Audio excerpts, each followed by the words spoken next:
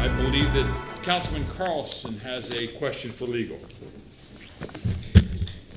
As I understand it, the service agreement between the CRA and the city expires on September 30th. And by moving item number 3, we're coming back, I think you said, on September 17th.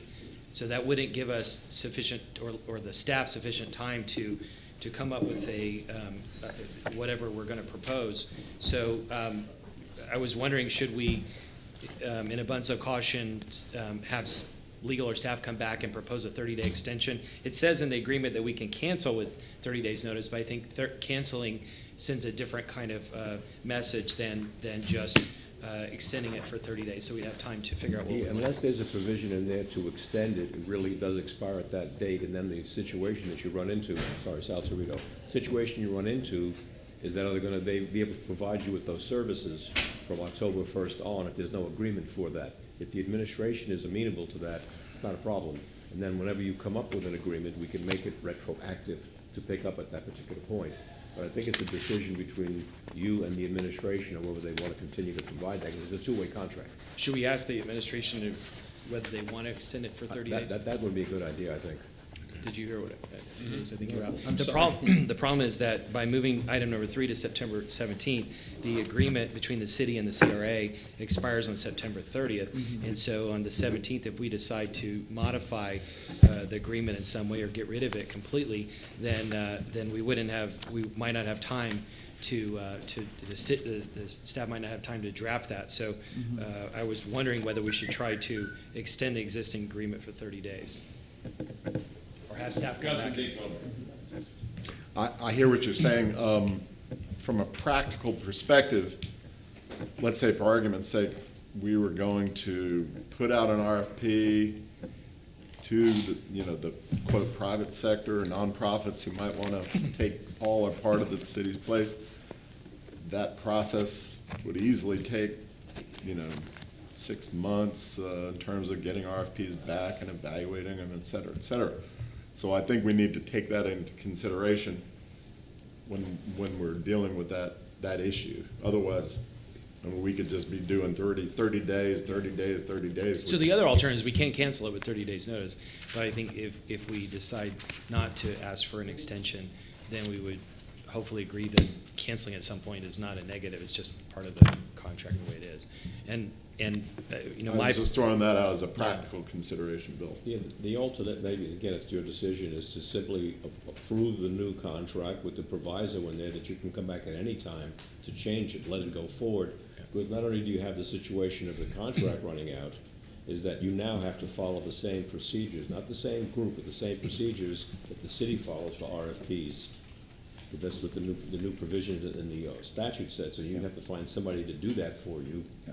And the only ones that can do that for you are the staff, and if you don't have a staff, it's kind of hard to do.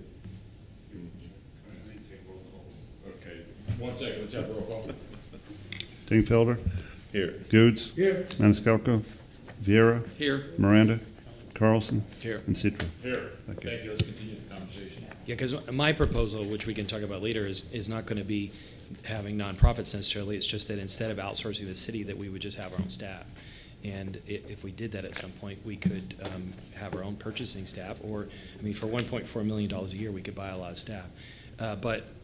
Or we could work a hybrid agreement where we would have some staff and we would outsource some of it to the city still. But anyway, I think we've got a resolution of this. We would just renew it at whatever point, and then we would cancel it if we need to. Thank you. Question answered? Okay, Mr. McDonough, Yes, sir. Ready? let's go. Okay. Again, we're not looking for approvals today. What we're looking at, we're giving you an overview of a rough draft of the budget for the following year. This is subject to change based on input by this board. The CACs have not approved or completely finished their refinement, which would be coming back in September. But the process that I propose today would be to have each of the CRA managers come up and talk about their priorities, what they understand from their community, and talk a little bit about the budget that's been proposed. So the first several pages basically is a snapshot of where we are and where we've been and the income that's been generated. And one of the pages is basically showing the changes this year and exactly how much they've gone up. There's a pie chart showing allocation of revenues. And again, the operational costs, the administrative costs, including salaries, is 3.4% of the dollars generated by the CRAs. So I would ask Rob Rosner to first come up. He's the downtown. We'll do it in the order that's in your book, if that pleases council. Please. And Mr. Chairman? Hi, Rob Rosner. I have managed Rob, four. Councilman Dingfelder has a question and. You know, just a comment to Mr. McDonough. When you bring this back to us, and maybe this just stating the obvious, when you bring it back to us in September, or I think that's when we start our Correct. approval process? Yes. Formal approval process? Yes. If you could give us the column, like, for example, in a particular district, like Rob's district, it'd be helpful to see, for me, to see what we spent in FY19 on that particular item. Certainly. So that way I can see what the delta is between the two. So that's just a friendly suggestion for all the districts. Yeah. Thank you. Thank you, Mr. Chairman. Okay, just to clarify to the other board members, we're on item number 8 now, correct? Yep. Going with the budget. That's correct. Correct, thank you. Is item 7? We're gonna go back to item 7. Okay, so we're ready for the downtown? Yes, All Rob, right, okay. please. Rob Rosner, I'm CRA manager for 4 districts. We're going to do all 4 in a row because they just happen to be the first 4 in the book. So we're going to go over downtown. Rob, I apologize, can you state all 4 of those districts? Yes, so I manage downtown, Channel District, Central Park, and Tampa Heights Riverfront. So you have a budget book. I'm going to use the Elmo unless they have a different presentation up there. So to give you a sense, our district is 2 pieces. We have 2 base years. The downtown has core and non-core. And the non-core was started in 1983, and the core was added in 1988, so it was amended. So it's treated as one district, but we have 2 base years, and we track our funding based on those areas. Okay? So things that we've done in the past year and that we are planning to do in the coming year is we've seen a lot of redevelopment. Okay, so what you're seeing here is a photo of the Sail Pavilion, which will be open Friday, and we're having soft opening tonight, and I think you're all invited. Where is that lot? I'm sorry. This is a Big Race Fish Camp down at the convention center. Go ahead, Councilman Carlson, excuse me. Can you just clarify, it's hard to see sometimes in these lists, what the CRA paid for and what it didn't. Did the CRA pay for the Sail Pavilion? Not for the Sail Pavilion. We paid for Riverwalk improvements.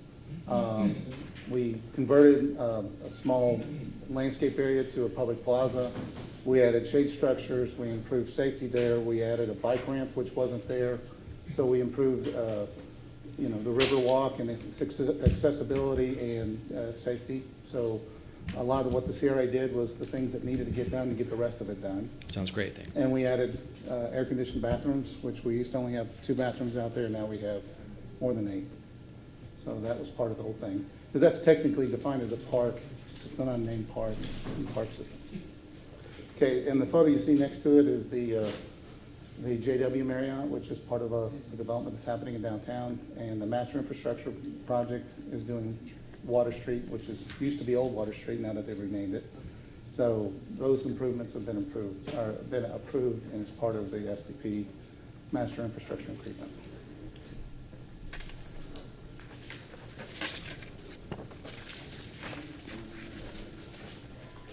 Okay, so some of the key objectives we're going to do this year is to finish the $20 million loan that we had for the agreement to do the improvements at the convention center, which include new meeting rooms, more safety improvements for the rest of the Riverwalk. Channelside Drive has some work that's going to be done on it.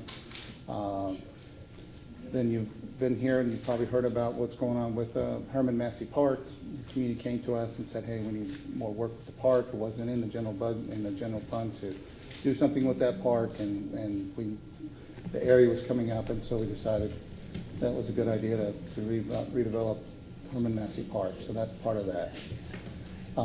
It's under design right now and should go through construction in the spring. The second phase of the master infrastructure is finishing up now, and we've approved the GMP for the 3rd phase, which is the rest of the work that's kind of north of Cumberland. That work is still under design, and we go through approval process for doing that. And then we're facilitating a number of projects in downtown, and I have a different item here.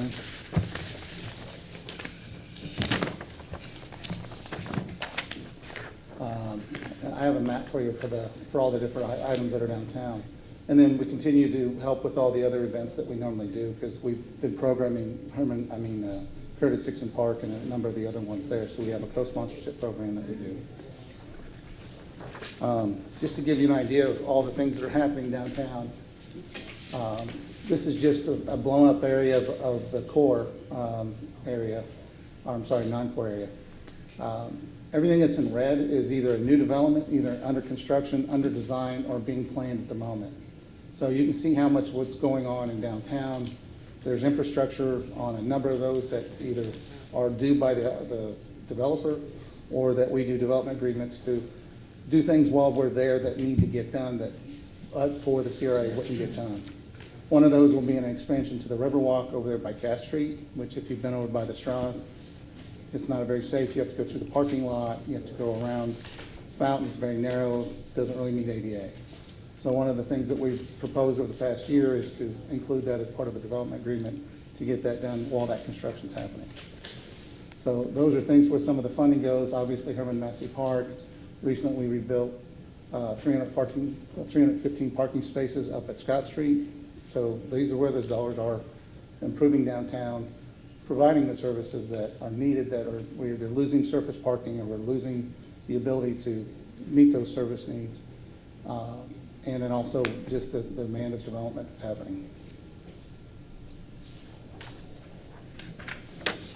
Now, we are seeing, because of all this development, we are seeing an uptick in our revenue. You see, we've got about another $1.4 million. In our service agreement with the county, we don't get county TIF anymore, we only get city TIF. So this 14 only represents money coming from the city. The master infrastructure project that's with SPP, that is matched on that particular project. So we just submitted for a $9.8 million check. We gave them their $4.9 million bill to send to us because our agreement says they pay us and we pay SPP. So that's why when you see some of the numbers online, you see that half as much as what we actually pay out because we actually have to receive our money. It's a pass-through from the county to us to pay it out.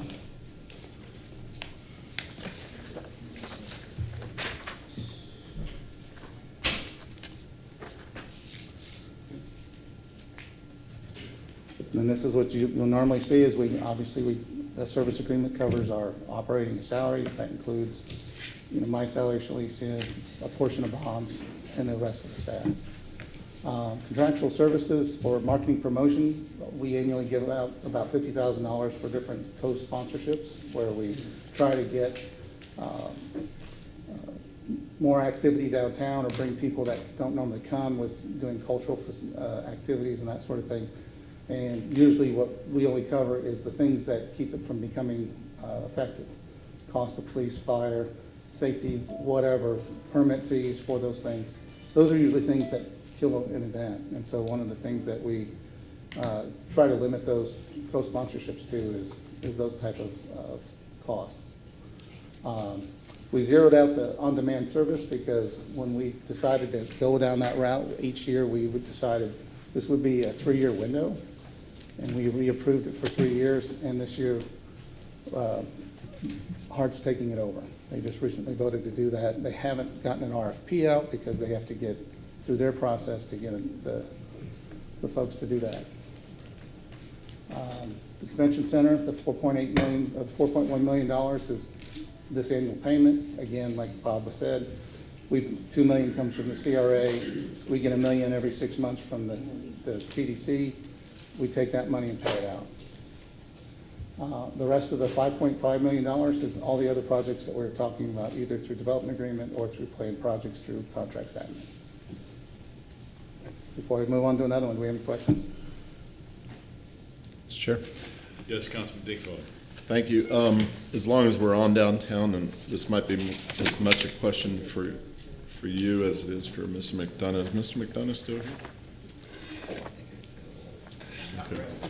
It's sort of a big picture question, so Sure. With no offense, Rob. Mr. McDonough?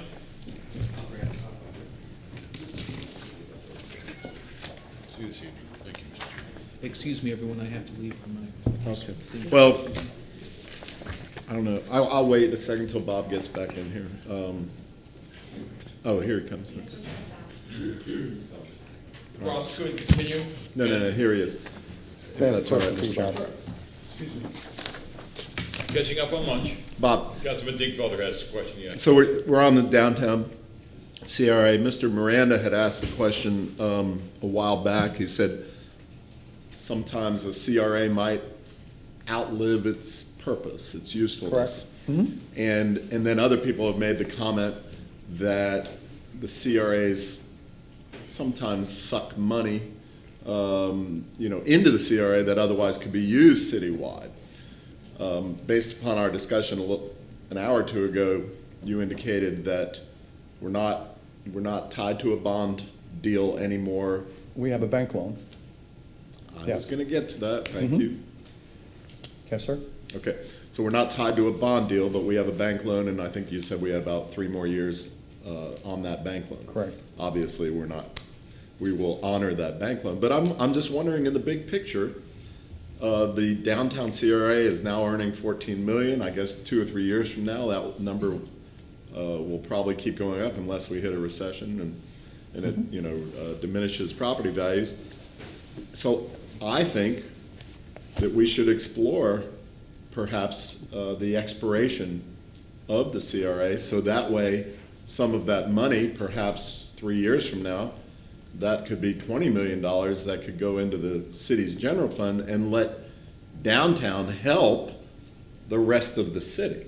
And I would say, and I'm not looking for, even for necessarily for an answer, because you and I haven't discussed this. But I think it's something that this body and or the city as well, because it has impact on the city, should think about, so.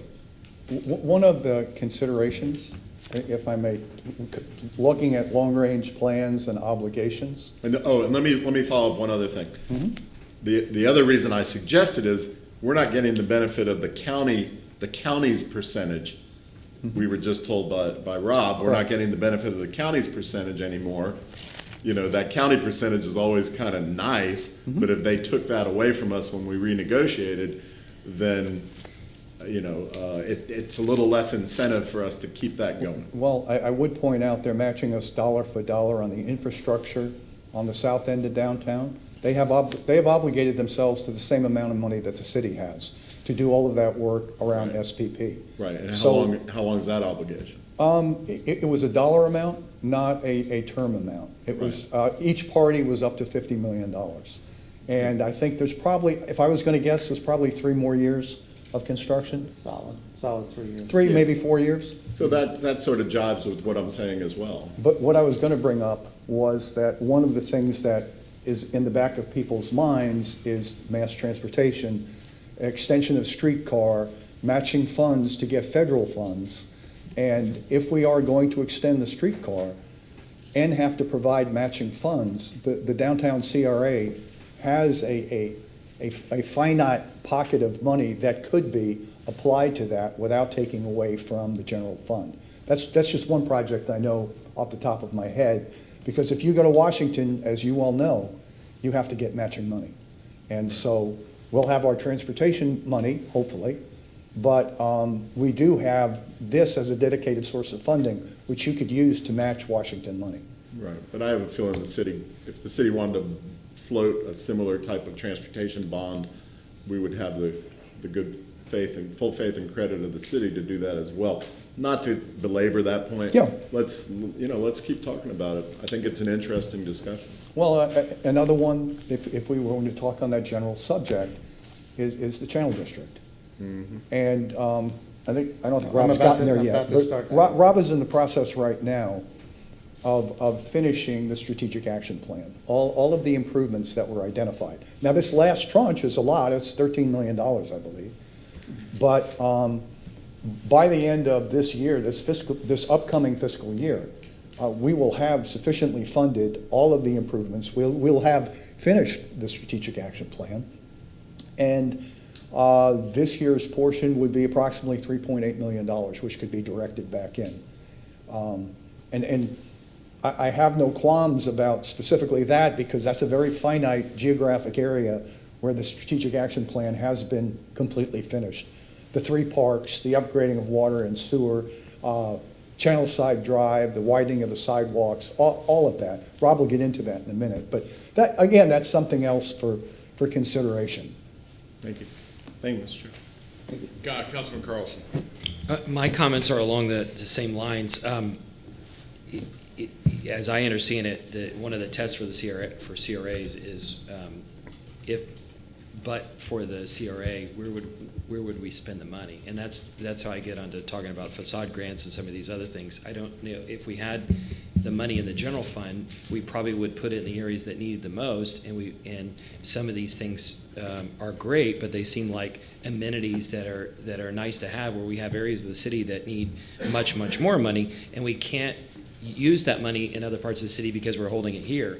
And the basic definition, as I know it, of CRAs, the purpose of them is to address slum, blight, and the shortage of affordable housing within a designated area. So I don't know anymore that there's slum or blight in downtown, and I don't hear anything about affordable housing. So knowing that the state legislature is coming down, plus we're answering to an army of constituents who want us to spend money in other areas, how do we justify keeping this CRA open?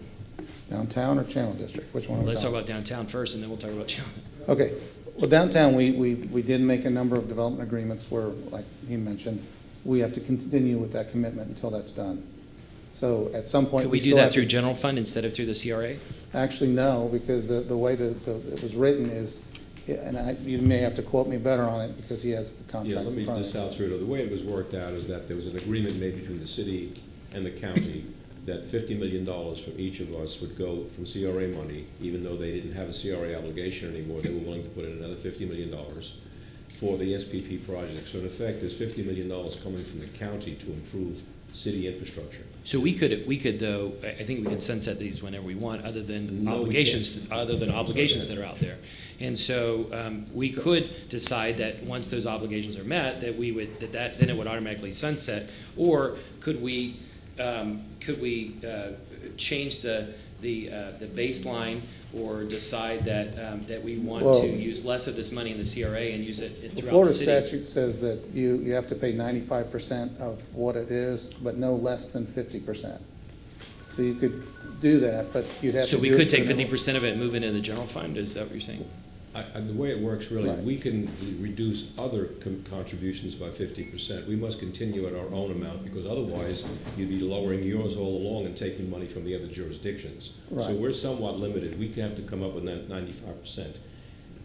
The downtown is the only unusual one. All the other ones are contributing. So if you wanted to get rid of one of the other CRA areas, what you're ending up doing is not only giving up your money, which is nice to put back in the city generally, but any money you get from the county is now lost. We don't get any of that money from. Except in this case, In this case, it's a contractual obligation rather than anything else. Right. It's done by And it interlevel runs through agreement. 2043, even though obviously we pay it off earlier than that. It ends earlier than that. And we could do a similar bilateral agreement with the county. I've talked to folks over there, and it sounds like we could do something like that. And by the way, when we get to a discussion about management, I don't know if we're going to do this today or another time, but it may sound like city council is trying to wrestle control or wrestle power. In this case, I'm suggesting that we give it up. That if we put the money in the general fund, the mayor has 100% control of it, other than we have to approve it. So it just seems like there are areas of our city that really need money, and I live and work in downtown also, and it's great, but when we have areas that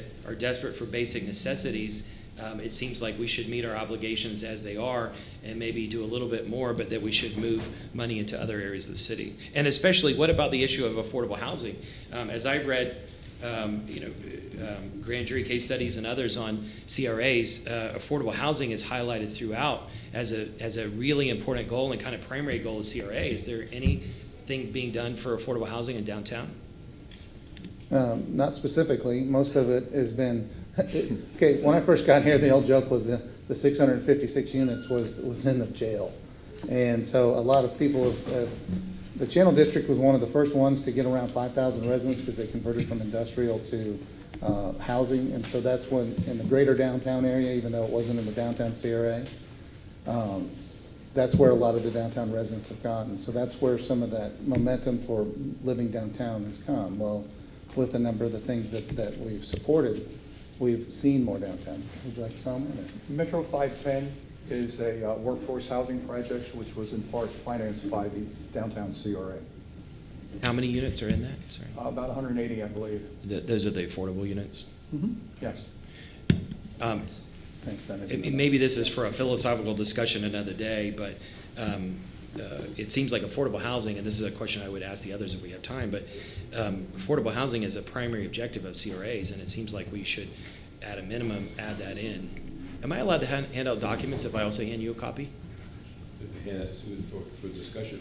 This is I have, I think, two copies, one for attorney and also one for the clerk. But this is I've talked to other CRA leaders around the state, including Miami. Miami has a grand jury ruling that came back in 2016. It's a bit outdated because of some of the new rules. But I would encourage my colleagues to read through this and look at I would rather have the ballot. look at the kind of the intention of CRAs and how other CRAs have gotten in trouble by not focusing on things like affordable housing.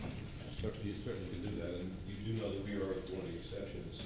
Miami's gotten in trouble before on these issues, so we meet all the standards. Yeah, and it sounds like we meet the basic, we brag, and it sounds like rightly so, on the budget requirements and reporting requirements and all that. But philosophically, it sounds like a lot of what we've done is focused around real estate development instead of slum, blight, and shortage of affordable housing. And in particular, affordable housing. If you read through this, you'll see a tremendous focus on affordable housing, which is also what the community is asking for. Okay, to get back to, one of the major blighting influence in downtown is an outmoded transportation grid. We had Bro Rain that cut across our grid, made a lot of those non-buildable parcels, and that was one of the big things that Mr. Vinnick's project was intended to do, is to put the grid back, but it was, instead of the general fund saying, hey, you build it and we will come, well, the time that would take us to build and the process of rerouting everybody through that development could have been gone by then. And we had that problem in 2007. We did have an agreement for some work that was in the time. Well, market changed. It didn't get done. So same concept here is that blight is not only tied to affordable housing, it's tied to low property values because of, the way the grid is. It could be that it's outmoded. It could be from, there's a whole bunch of definitions that are right in the statute that you have to meet in order to consider to be blight. One of those is what I just mentioned. Again, affordable housing is not required, but it is encouraged. And it says in the statute that if you're going to do housing or change housing, that you have to displace people and take care of that on your dime. So that is very clear in the statute.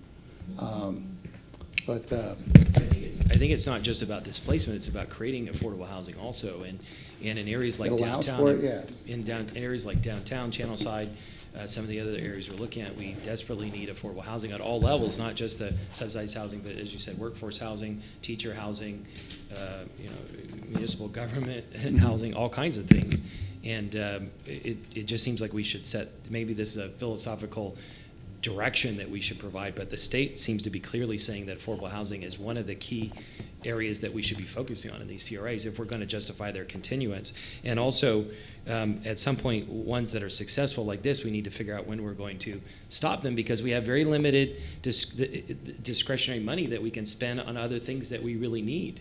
And if you think about it also, the rest of the city is disproportionately subsidizing basic services like police and fire in the areas that have the CRA because they've stopped paying their proportionate share above the floor.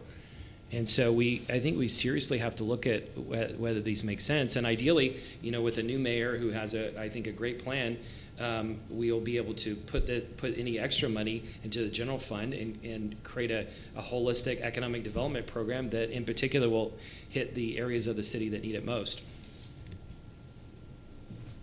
Okay. Okay, if I just wait for 1 second, I apologize. Not saying anything to you. The legislature's talking out of both sides of their mouths, because we used to be able to require affordable housing when another development came in, and we can no longer do that. So even though they're encouraging affordable housing, at one time we could say if you're building X number of middle-class housing, you have to put in a certain number of lower-class housing, and the legislature just took that away from us. We cannot make that demand anymore. And what we could do philosophically is say, and we've had this discussion about facade grants, but all the facade grants, the lighting, and all other things we do, all of that is important in some ways. But if we set that up against affordable housing, and if we're spending no money in a CRA for affordable housing, then it seems like we should at least spend a third or more based on the priorities that the legislature set forth. Give me some Councilman Goods, go ahead. give me some prices of the Metro 510. Give me some You prices. know more about it than I do, Bob. Not the senior housing. All of them. Give me some prices on the Metro 510 of affordable housing. I can get them for you. I don't know them off the top of my head. Well, let me give you a couple of figures. Studio is about $1,200. Typical about $1,700. Premium is $2,300. One bedroom, lowest is $1,500. Typical is $2,000. Premium is $3,000. I'm sorry, but are you sure you're looking at the right website? This is on Tyler Street, I believe, or I'm Harrison? just going by what I pulled up in reference to the Metro 510. That's why I asked you what those numbers are when you talk And about that does not seem accurate to me. Yeah, well, I'd like to see what those numbers are. What Sure, the I'll get them ranges. for you. Thank you. Absolutely, because I know that, like Pete Edwards lives there. it was aimed at certainly folks that would not pay rent like that. I'll get you the Appreciate it. number. Thank you, sir. Absolutely. Councilman Dickfelder. Yeah, Mr. Carlson, I like where you were headed on that. You recall a couple months ago, Claude Coney, we had that sort of affordable housing long discussion workshop or something or other, and Claude Coney got up and she said, what we really need is to create a big trust fund and then we can make strides and get up into the hundreds of units that that we're sort of talking about. And that's kind of why when I saw, Rob mentioned the CRA, the channel side CRA, Bob mentioned that, which is 3 or 4 million, probably 5 million another year or two from now. Mm-hmm. Downtown, 14 million. It starts making me salivate for, the idea that maybe we could grab 5 million of that and set it aside as a trust fund for affordable housing year after year. I mean, then we could really make some strides. So just throwing it out there for long-term discussion.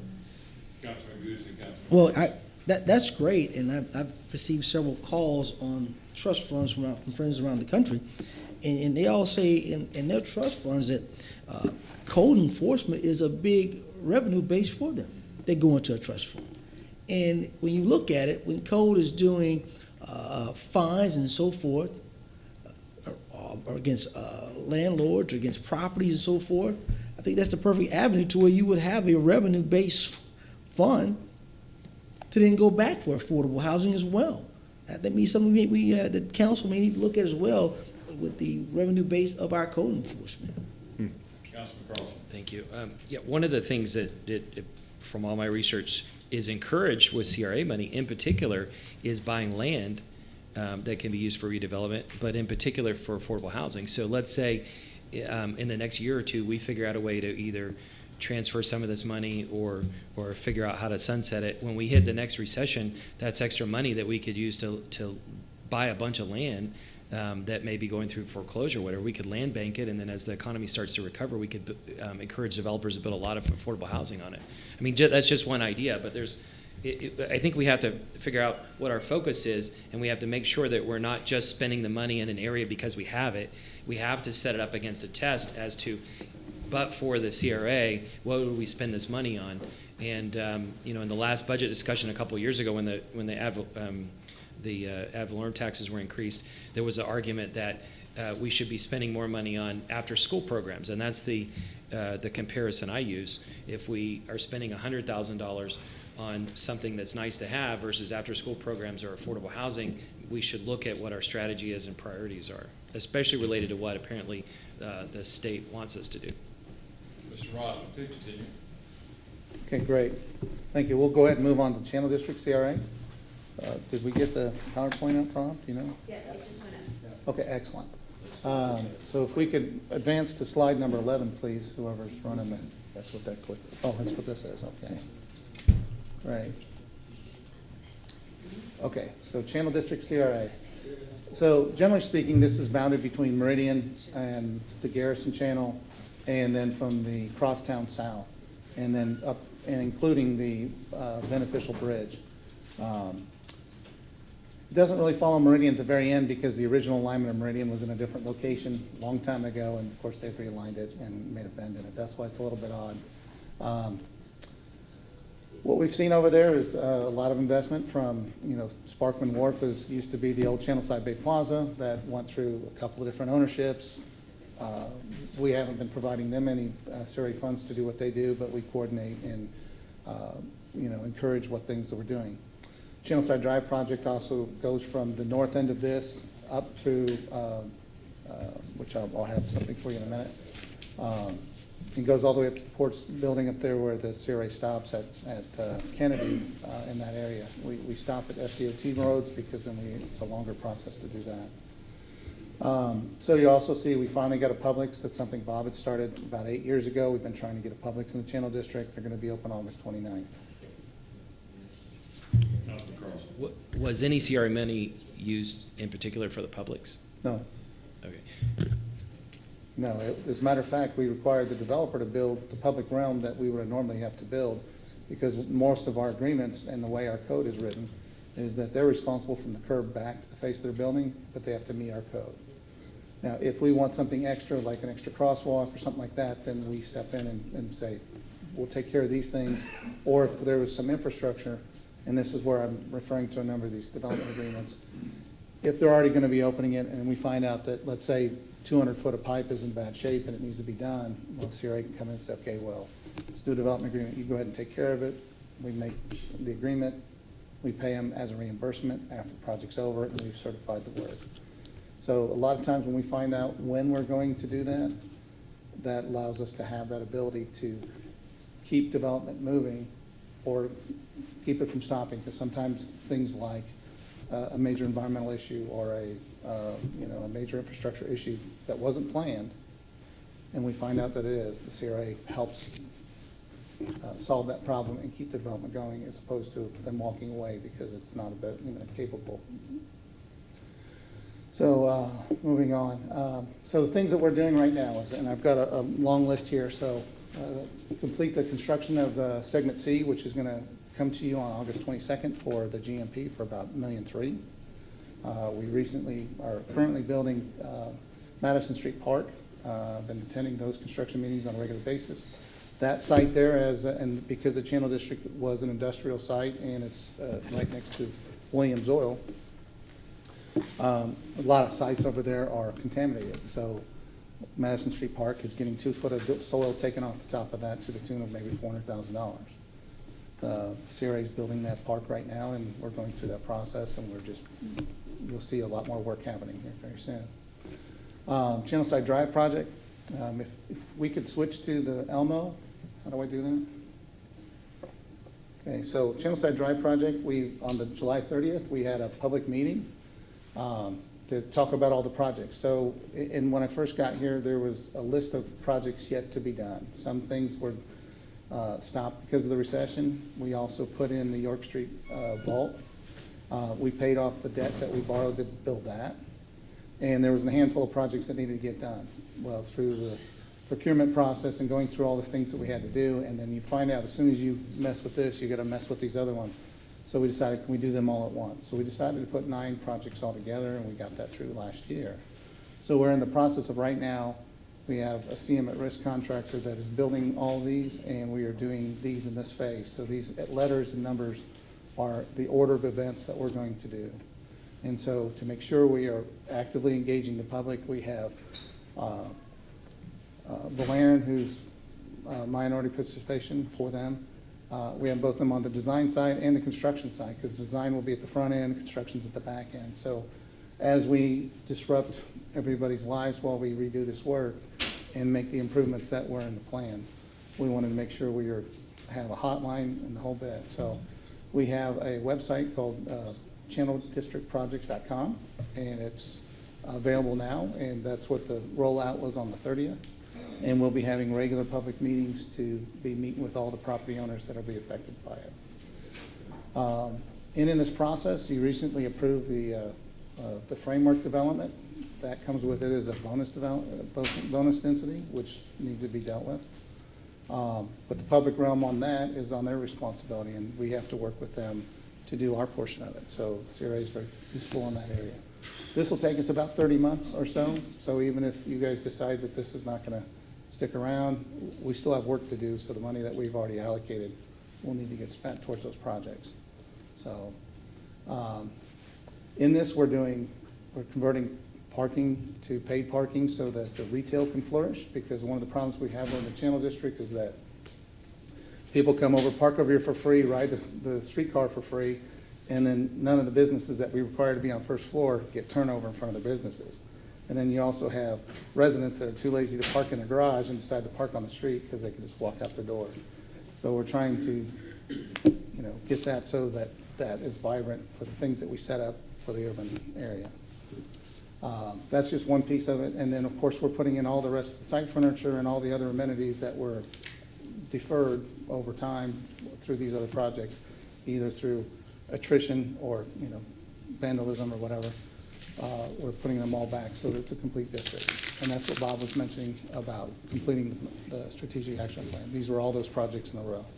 And included in all that is undergrounding most major utilities, which is a huge issue for us to make sure, one, it's a high-quality area, but two, it's much more resilient. Sorry, Councilman Carlson. the CRA is paying for the undergrounding also? Yes. Would that have been work that was needed anyways, that the city would have to pay for? Okay, there's a number of those where if the developer's within 10 feet, they're required to bear it on their own, and we don't pay for those. But in areas where it is limiting development or it's an impediment, in some areas, the road got widened right up to the pole, and it's not safe anymore, so the pole needs to move. Well, someone has to pay to do that. Well, there's a number of those situations where when we do it, we take care of the whole thing. When we did 12th Street, the other segments, we buried all the power except for a couple because we had a couple of property owners that were in rebate and probate or whatever and couldn't do their portion. And so we left those up. So we're coming back to do those. So other portions of the district, it's just part of the whole thing. There's a TECO substation over there that there's a lot of these lines that run out there, and it really does keep a lot of things from getting built because of those overhead lines. You also see that in downtown. You know, there's a Seasons Apartments that are in downtown. A bunch of utilities there. We're going to require them to do it. So, Councilman Dingfelder. Thanks. And you need to leave time for your other people, Rob, but right. Thank you. in regard to page 15 on the budget, CRA for the Channel Can we have the District. PowerPoint back? Huh? I'm talking to the guy on Okay. PowerPoint. And I've mentioned this several times for the various districts, but they're probably all yours, is in regard to the streetcar funding, sort of an annual funding. I think you're Yes. showing 150,000 Correct. for next year. This is just a personal thing. We haven't had a motion or anything, but I think I'd like for, I'm a big supporter of streetcar. I used to be on Heart Board, Streetcar Board, MPO, all of them. I'm a big supporter of streetcar and multimodal. And I'm a supporter of extending it. However, the city's been paying this a long time, either the city and or the CRAs. And I think that now that we have the all-transportation money, I think the message should be perhaps to the folks who are going to be controlling that money on the Hart side and what have you, that maybe the city can get weaned off, or they can get weaned off some of that money. That's just my own personal statement. Okay. They receive about $150,000 from 4 districts. So Ybor, Channel District, Downtown. Well, you're showing 150 just from the CRA. I'm from sorry, the yes, three CRAs. Channel District. Huh? For Channel District, I'm sorry, it's 450, 3 times 150. Ybor, Channel District, and Downtown, that's Right. where the streetcar lies. They come and ask for an annual each year, and we take that to the CACs. As a matter of fact, this week we had the Downtown CAC, and we had the Channel District CAC last night. And they both voted. I understand it's a current need, and I'm not looking to change anything for 2020. I'm just saying that because everything's up in the air about the all for transportation money. I understand that. But I'm just saying, as we go forward, perhaps into 2021, when are they gonna now they got the money, the community said, here's transportation money. When can we, the city and the CRAs, back off of that a little bit? Just something to think about long-term. Okay, thank you. Can we have the PowerPoint back on? Councilman Carlson. I want to just ask the same question I asked a minute ago about downtown. Do you still see a lot of slum and blight in that district? And at what point do you think we can retire this CRA? Well, because everybody wanted to develop near the waterfront, the north end of downtown is the stepchild of downtown. And that's the facade grant that we voted for this past year. That the CAC was saying, hey, what about those small businesses that, like along Cass and along these other areas where they're maybe adjacent to Central Park or some of these other ones, but they're not getting any help, any way to do that. We also are seeing, some of the older businesses like, where Eddie's and Sam's, that old building that's been skinned over 3 or 4 times, they had some help. That's what they were looking to do. In the facade program that we were offering at that time, we put a lot of limitations to say, look, we're not going over 5 stories. It's only over in a certain area. You have to have a certain set of needs. You only get one every 2 years. We put a lot of limitations on it for the same reasons as you had. We just don't want everybody in the world So asking when do you for think it. that, when do you think that we can retire this CRA? Well, after our obligations are completed, I would say that, anytime we're over our obligations. Is there a lot of money in addition to the obligation so that we could do, like we talked about with the downtown one, where we could set aside that money and then hand the rest back to general revenue? I'm having a hard time hearing you. Sorry, is there an amount above our obligations that, like we talked about with the downtown CRA, that we could maybe hand back to general revenue? I think that's a more of a decision that would have to be chosen by this board, or how that was done, but I don't think we can go any less than our obligation. Legally, you can turn back any surpluses that you have to the government that contributed. I just Right. wondered how much are our basic obligations versus what we're bringing in every year? Oh, Sorry, yeah, generally, out of the 14 million a year, I'm committed for about, 11 of it for the Okay. next 3 to 5 years. Last question is on the, At least, yeah. on affordable housing again. Uh-huh. Are there any initiatives that the CRA is undertaking to focus on affordable housing? Not at this time, but it's not off the table. Okay, that's all I have. Thank you. Mhm. Sorry to grill you so much. That's okay. Thank you. Can we get the PowerPoint up? There we go. So where were we? 14, Channel District. So on Channel District, to get back where we were, of those 9 projects, that's the majority of it. We've had some other work that we're coordinating with that tie to downtown with our master infrastructure, because THEA is required to connect Whiting through their agreement for their changes to the Selman. And then, of course, the work that's just crosses those lines that we have to coordinate with. And then they're both contemplated in both agreements between downtown and Channel District. We've seen an uptick, and this is getting 70% of the county's money, so the city's money is obviously a little more than half of this money. So what we've seen in the Channel District is our CAC over there is a little more particular about being urbanites, and they like to have programming for different events and these new parks that we're building. But they just don't have the volume of applicants asking for co-sponsorships. So one of the things they were talking about in the past 2 CAC meetings is to reverse that and hire a company to program these parks so that people could use them as opposed to waiting for somebody to do an event.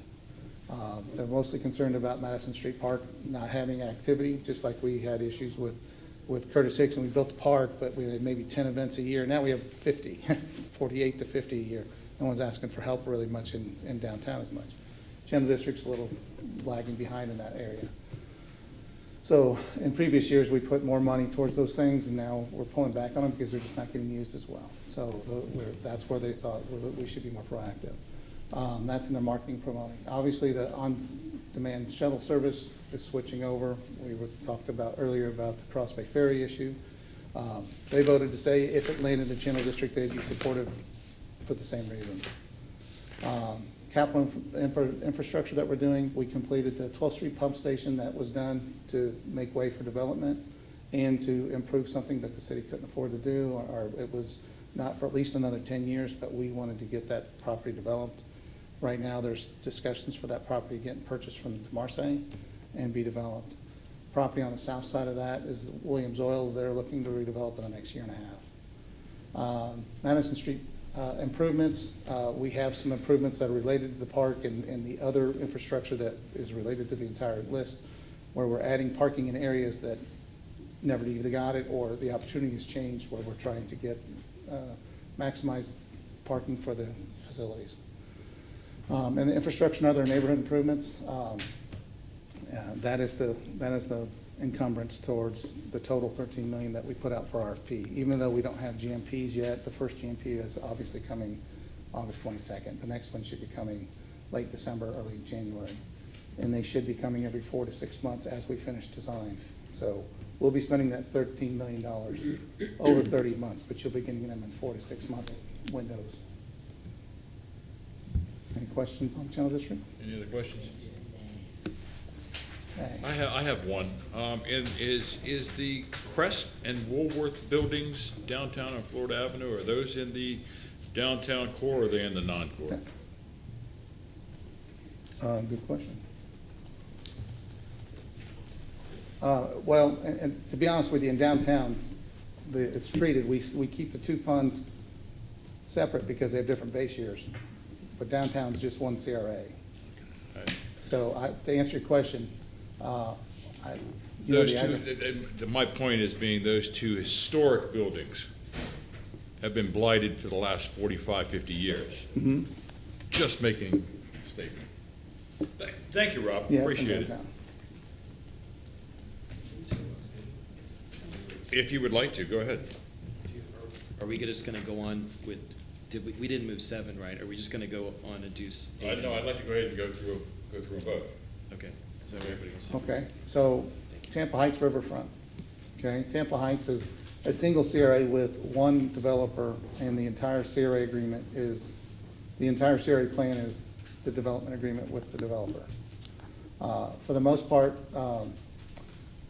they were committed to get 74% of the TIF towards paying off bonds for the infrastructure that was needed to build the rest. So our objectives here are to support Soho and what they do. Right now, we just keep the community informed. We haven't really had any new programs. We don't have a facade grant. We're talking about activating Waterworks Park, which was an investment by the city in Tampa Heights that the CRA didn't pay for. So that's one of those amenities that the city did. We'd like to program it so that it's a little bit better. But one of the parts of that agreement is for them to finish the rest of the Riverwalk. So the cost of the Riverwalk, redoing Palm Avenue and other streets is what the agreement contemplates for infrastructure. So what that does is they took out $23 million loan to do all that. Their first piece was about $15 million, their second piece is about $8 million. They have to complete the work just like SPP does. We have to accept the work before we can pay it. So what you're gonna be seeing in my budget here is between last year and this year, the Pearl Apartments and some of the other construction has been valued at a much higher value, so we're actually starting to get some funds to do that. Most of the money is going for the district improvements, which is the agreement. So from a perspective of what are we to do, this is more of a manage the agreement as a CRA. They're committing to front the money for the $23 million worth of infrastructure, and the CRA will be paying 74% of what it collects until it either meets it or runs out of time. Rob, I'm sorry, I hate to keep cutting you off. Councilman Dingfelder got a question. Yes, sir. Going back to the map, Rob, for the, They took it back. for the heights. Maybe the people could put the PowerPoint back on? There we go. Okay. Mhm. So a minute ago you said we have one property owner. Well, But- mostly, yeah. We hit Bush Ross law firm. Well, They own about you've got- 97%. You've got Stetson there, which is, you know, I mean, I'm not saying it necessarily is contributing because that's Right. a nonprofit or what Right. have you. You've got the city property there in regard to the park, right? Right, we have city And property. you've got, what's next to Stetson, the Florida, the Hillsborough County Bar building, again, probably doesn't Nonprofit, yeah. contribute, Yeah, nonprofit. so when I refer to that, I'm talking about the taxable parcels. Okay. Yeah, that's what I'm But referring to. I didn't even realize that, I thought it was just the armature works. But in fact, the CRA is more extensive than that. Right, it goes up to Ross, has a little chunk out of it, goes to Tampa and over to Boulevard. Okay, so I just wanted to clarify that. And number two, and this is slightly off point but not, is it appears to me that the owners of the armature works, and I love the project, looks like it's great, doing great, that they get a big benefit, and Bob explained this to me the other day, they get a big benefit from being in the CRA, especially when they were originally putting it all together. Is that what you just said? Yes, Okay, 77%. 74%. 74%.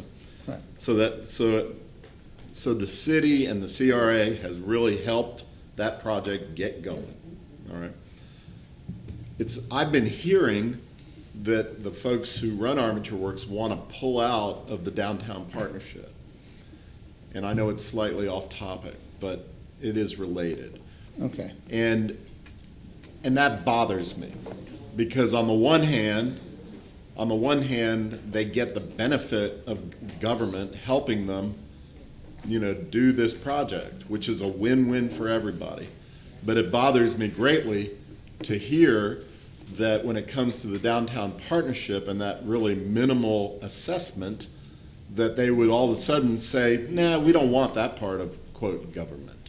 Well, okay, I'm gonna let Bob elaborate, but the basis of what they came to us is when we were running the downtowner service, they're like, everybody wants to go up there. If with the special services district went up into that area, then we could take the downtowner, because just like all CRAs, you have to keep the money in those districts.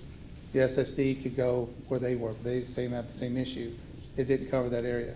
Right, and now we're talking about spending millions of dollars extending this streetcar up to that service area as well. So that's an additional government benefit that will accrue toward the Armature project.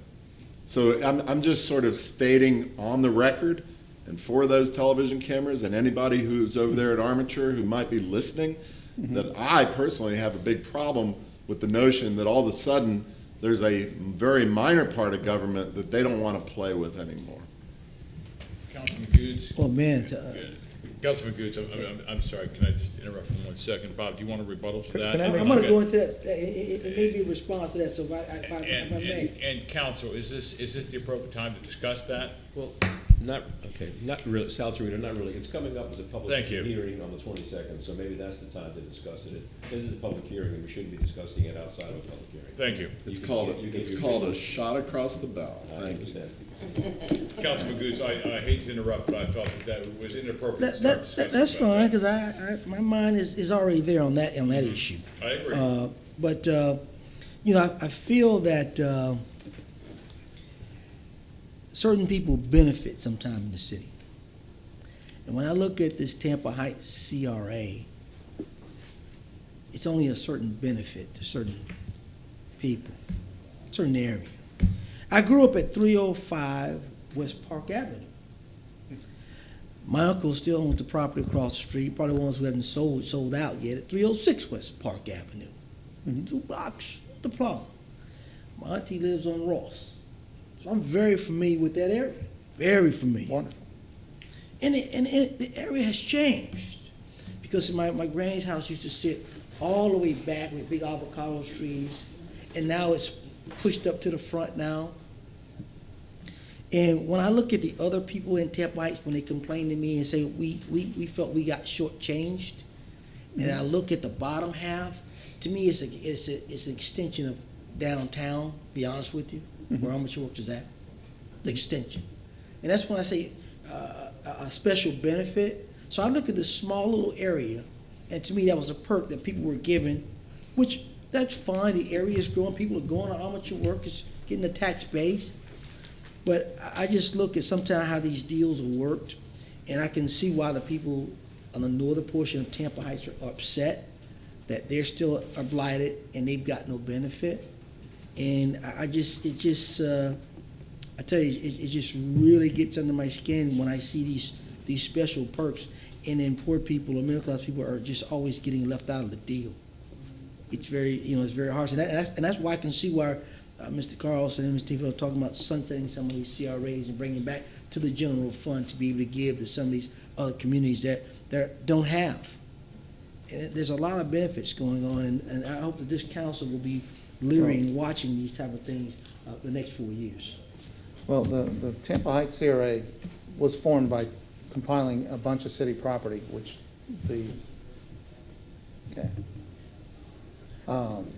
Doesn't matter how it's formed, I'm just saying, it was formed for a reason. well, we It's did. city property. We could have affordable housing, we got a lot of stuff going on, but, that project is there. So someone had to approach somebody in reference to getting that project done. Yeah. Correct? Would you not say so? I wasn't here for it, so Okay. I can't really say, but I know what I've read in the agreements and how they were contemplated. Just as a clarification, the people that currently own that were not the original developers of that property. It happened before the real estate crash.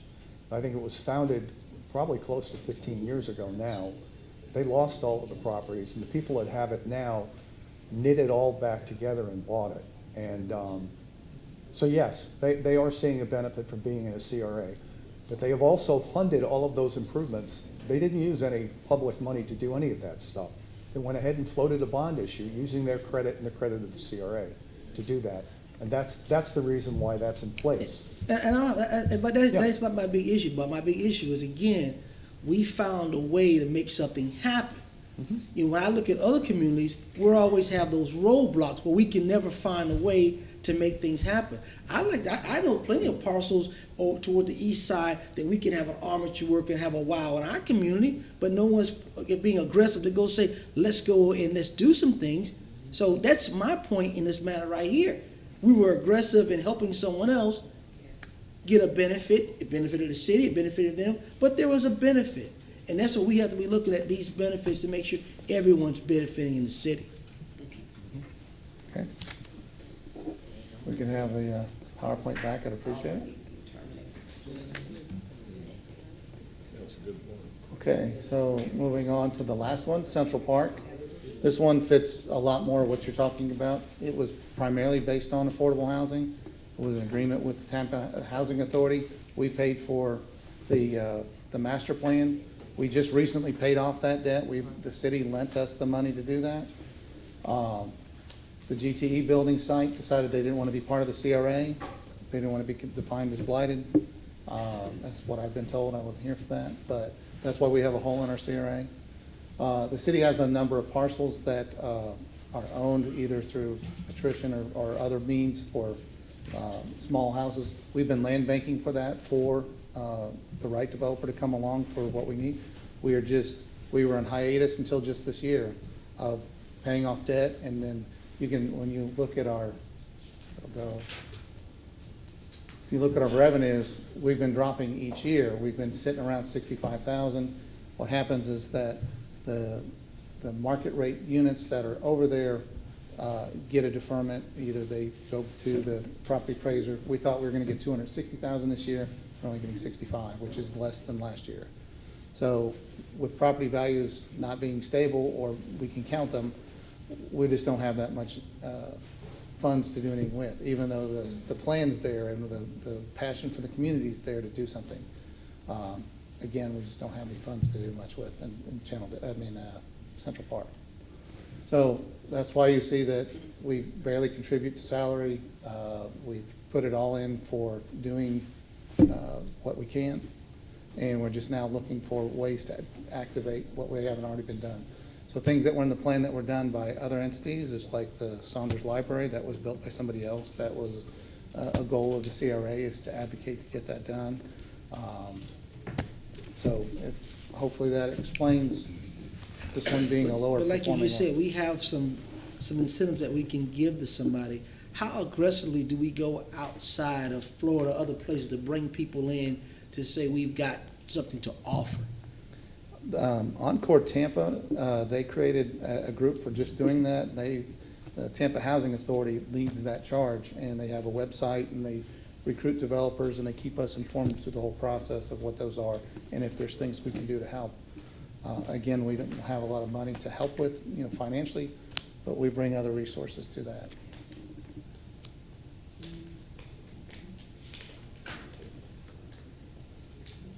And then that's Ybor.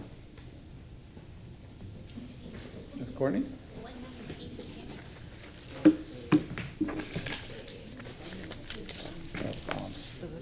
That's clear. Right. Hi, Courtney Orr, YCDC manager of CRA 1 and CRA 2. And there you can see our boundaries. We're 409 acres. CRA 1 is the middle portion, which is primarily the commercial district, and then the darker green are primarily the industrial areas and the neighborhoods of Ybor. Just to give you a little framework of the structure of Ybor and how we built our budget, we have several community meetings, so we always are reaching out to the community, and the community comes into our office for 3 separate committees that we have. One is planning, infrastructure, and economic development. The other is public safety and transportation, and then the third is culture, arts, and special events. So we hold those on a bi-monthly basis, every odd month, so January, March. So we have those very active committee meetings, and I present the budget that I've created. So I'll try to guess what monies may not be appropriated due to timing or whatever the case may be if we don't expend that money by September. So I try to speculate what that money rollover amount would be and then add to it for fiscal year 20. I present those to all the committees probably 2 to 3 times, and then I also present it to the board 2 to 3 times so that they fully can weigh in and we get all the input from the neighborhoods and the business owners. So I'm going to go ahead and go down. I can allude to some of these projects, but I'll go ahead and go down the budget. See, the top one is salaries and operating. So as you know, we do have a location in the central part of the district, which the community does appreciate. So we're always available and open to them whenever they need to pop in and talk to us about any issues so that we can proactively address it. The contractual services, that primarily goes toward, for instance, we need to update the Ybor City Design Guidelines in participation with the Barrio Latino Commission. And so we've offered to partner with them with a contribution to help with bringing on a consultant. The RFP is ready to go, and so we're going to assist in that process with a financial contribution to get those finally updated from the 80s. Centennial Park Master Plan. Centennial Park, as you know, is centrally located, our largest public park within the district, and we feel it's in need of an upgrade. So I've talked with the Parks and Recreation Director and asked if we could partner and hire a consultant, and we help assist through that financial portion with a consultant, and then they program monies to actually upgrade the park so that we have a nice master plan for the park. District improvements, that's where you see a large chunk of our money goes toward. We do a lot of different things with that particular budget amount. We do things like brick repairs, purchase of the pavers. If there are any pavers along 7th Avenue that need to be replaced, we do that. We purchase our 5 globe lamp posts through a contractor. We replace litter baskets and lids, update signage whenever street name signage needs updated. Our gateway archway light at Nucio, we helped, there was a repair that needed to be done to it, and we upgraded the lighting, or we were going to be upgrading the lighting to LED and fix that neon light that has broken. So we'll be putting also a sizable amount of this allotted money toward the 7th Avenue iconic archway light project that we're partnering with TICO. There will be some brick restoration that will need to be done in combination with the 7th Avenue archway light replacement project. Intensive pressure washing, we started this a couple of years ago, where our streets can have a lot of gum and a lot of different things on the street due to just the complexion of our district. So the intensive pressure washing has really assisted in doing a heavy duty cleaning of the 7th Avenue pavers, as well as one block out, and the parking wells. So we've hired a specially focused contractor to come in and keep 7th Avenue looking bright and clean for the tourists in the community. We have a district ambassadors program where we have friendly faces within the district to assist the tourist and anyone who may need some direction. District promotions, we have a pretty robust marketing program, so that helps us to get out the information of what we're doing with at the YCDC what grant programs we have available. We send out a newsletter on a quarterly basis.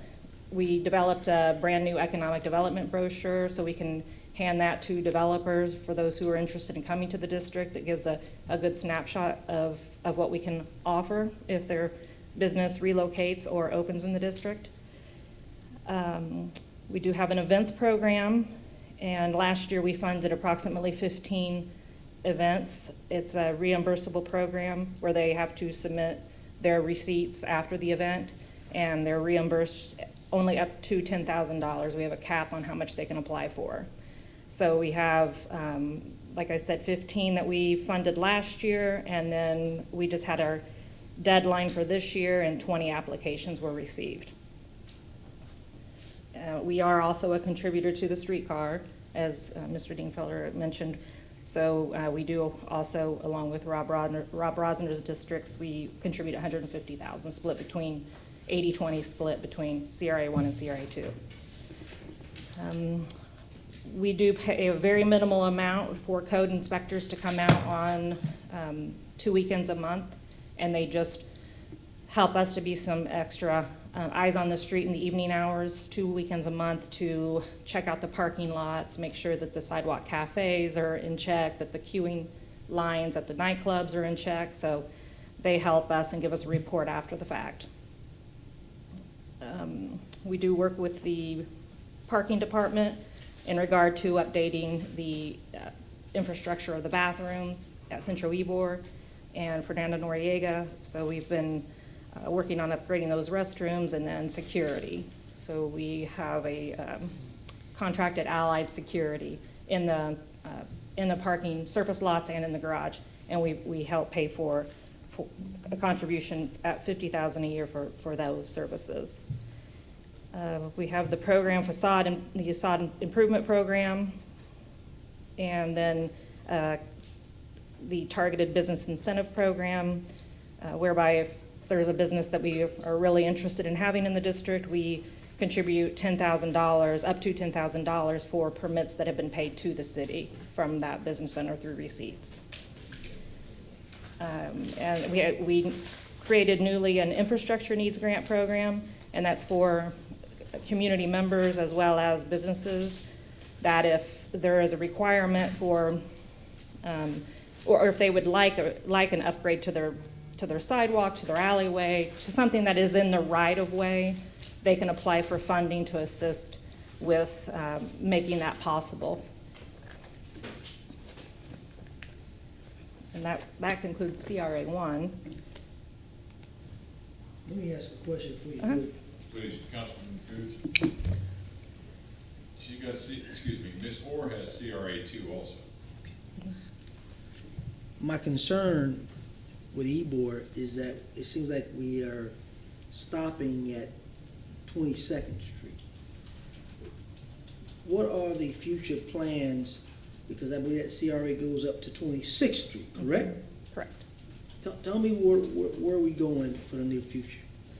We do have already approved plans from March of 2017 from the Barrio Latino Commission to extend the streetscape, which has always been a projected plan. It's just been lack of finances in that district. As you see, we only have approximately a $600,000 budget, and that's been growing, but we have been putting aside the funding to make that project possible that's been approved by the Barrio Latino Commission. So it's approved, it's ready to go. We just need approximately $600,000 to make it happen, and that'll take us all the way to 26th Street. So the amenities you see all along 7th Avenue, that's always been meant to go to 26. It's just been the finances that have been needed. So we project that in fiscal year 20, no later than fiscal year 21, we should be able to fund that project so that you'll see the extension of the streetscape along with a welcoming monument that is clear that you've entered the east side of Ybor City.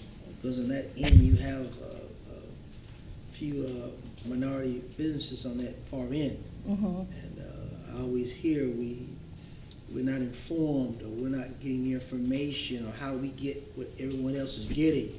So I want to make sure that we're making an effort to go out and knock on doors and say, this is what we have to offer, this is what we can do to help beautify and help their businesses thrive as well. Mhm. So I want to make sure that we're doing that in the future, because what I'm hearing that hasn't been done, and I've been stressing that even through council. I want to make sure that we're talking and knocking on doors so those folks can know that they're a part of the EBOR as well, and a Okay. part of that CRA. Yeah, no problem. And we do have like the marketing program I had mentioned, as part of that, we do flashes. We have at least a 1,500 email list group that we send information out to and make sure the community is aware of the programs that we have available.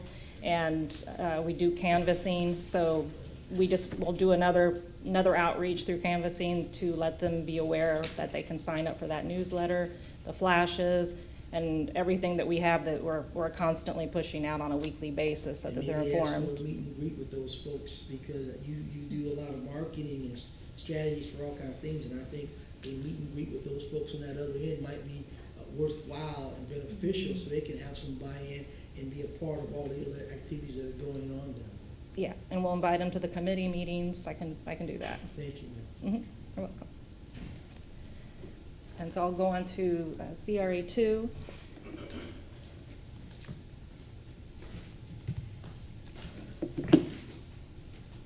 Yes, team, we have a clean team called the EBOR Environmental Services Team, and that is a group of, it's a contracted group of a few members that go around and clean the district, and they're available to us on a 24/7 basis. So we stay aware of the cleanliness of the district and alert them to any emergency situations, but they have their set schedule of coming in at the very early morning hours to not disrupt the businesses in the district once they start to open around 9, 10, and 11 o'clock. So they come in at 5 in the morning, start to do the cleaning of the district, picking up trash. They do landscaping or actually mowing on the more on the fringes in the neighborhood areas. Is So that the Yes Team services? Yes team. Yeah, so they're a contracted group. Right now our contractor is Law and Law Holdings, and they actually provide services for the county as well. But they went through an RFP process, and we selected them as the best contractor to do that. And they clean the street, they mow, and what else do they do? They do minor power washing, because we already have an intensive power washing company that cleans the streets. So if there are emergency situations, they'll do emergency power washing, vomit, whatever the case may be. Thanks for sharing that. Yeah. Well, those are emergencies. You actually have people I was going to say cleaning- feces, that but are I cleaning went to your area. vomit. You actually have people that are cleaning, keeping your area clean. Yes, they're a dedicated team. Interesting. Yeah, so we have that dedicated team that works 7 days a week and maintains our restrooms at Central Ybor. So there is someone that does patrol on the late hours. That stays there till 4 in the morning at Central Ybor restrooms, keeps it stocked for the community and the people that are there for the nightclub scene. So yeah, there are eyes and ears as well out in the district, so they can tell us things that they're coming across if they see something of concern from a code enforcement standpoint. They call in code enforcement issues for us, and yeah, it's a great service that the community loves. Yeah. And district improvements, same as in EBOR 1. Back to your question, Councilmember Goods, that money's right there is being held for that extension of the streetscape project. So we're growing it so that we can finally complete the streetscape down to 26th Street. And there's the 12,000 of the 20% we put in toward the 150 streetcar amount. And then again, these are the programs that I've already mentioned that are also in CRA 2 that were in CRA 1 for incentives and grants for the community as well as commercial. That concludes my budget portion. If you have questions for me. Councilman Carlson. Just the same two questions I asked about the others. If a CRA is meant to alleviate slum, blight, and a shortage of affordable housing, when do you think that the slum and blight will be gone from these two districts?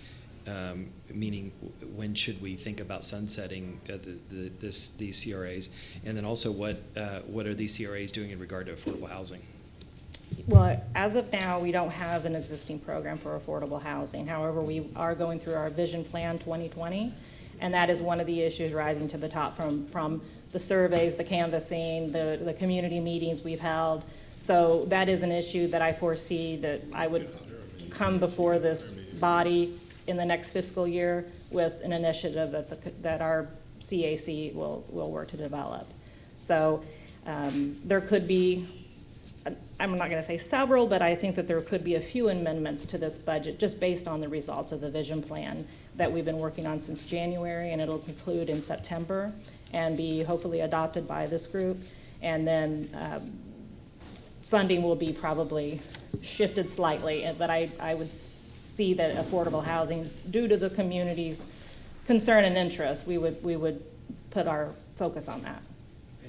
The second part, considering that the purpose is to get rid of slum and blight, how far in the future do you think we should think about sunsetting this, either one of these? I've never, no.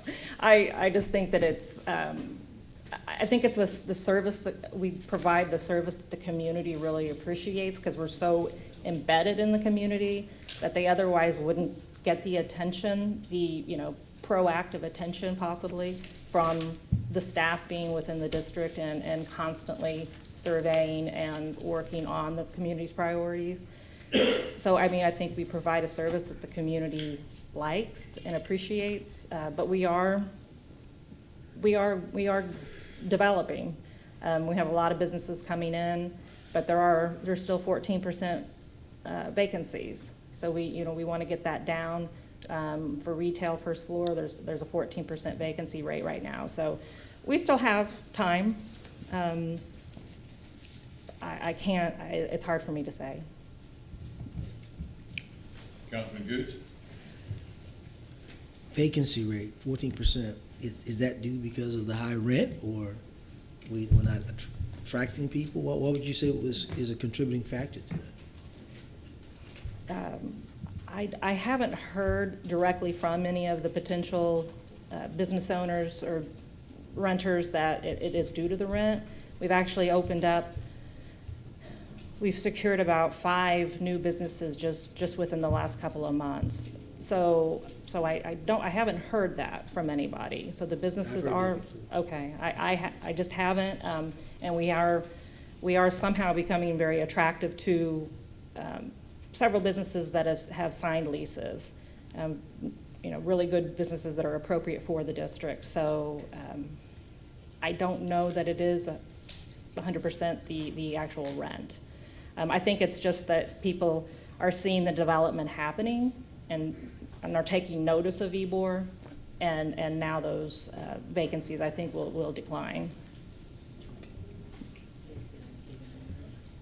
Ms. Orr, gentlemen, if you do not mind letting me make a statement. Ms. Orr, you came in at a time when a fine man, Mr. Vince Pardo, retired.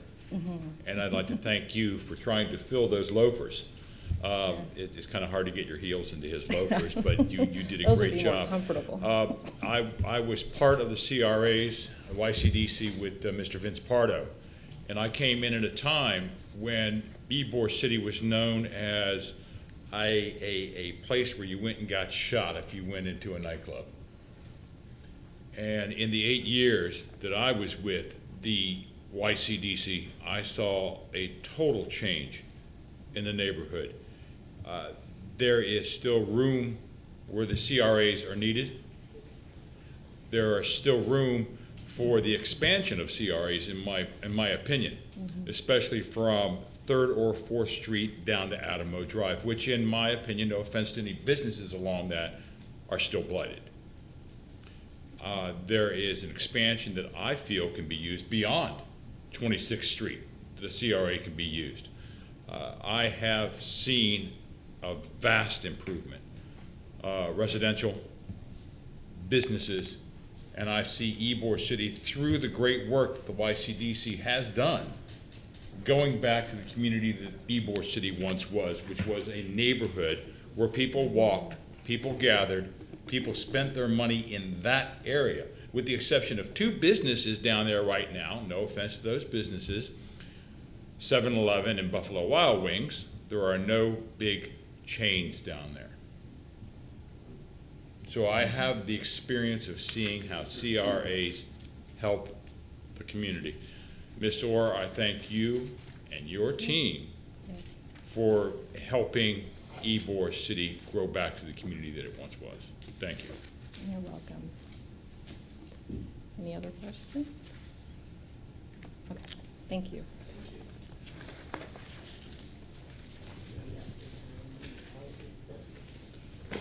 I believe next is East Tampa CRA.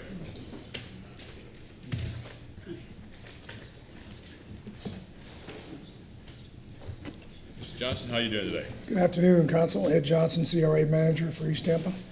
Please bring the PowerPoint up.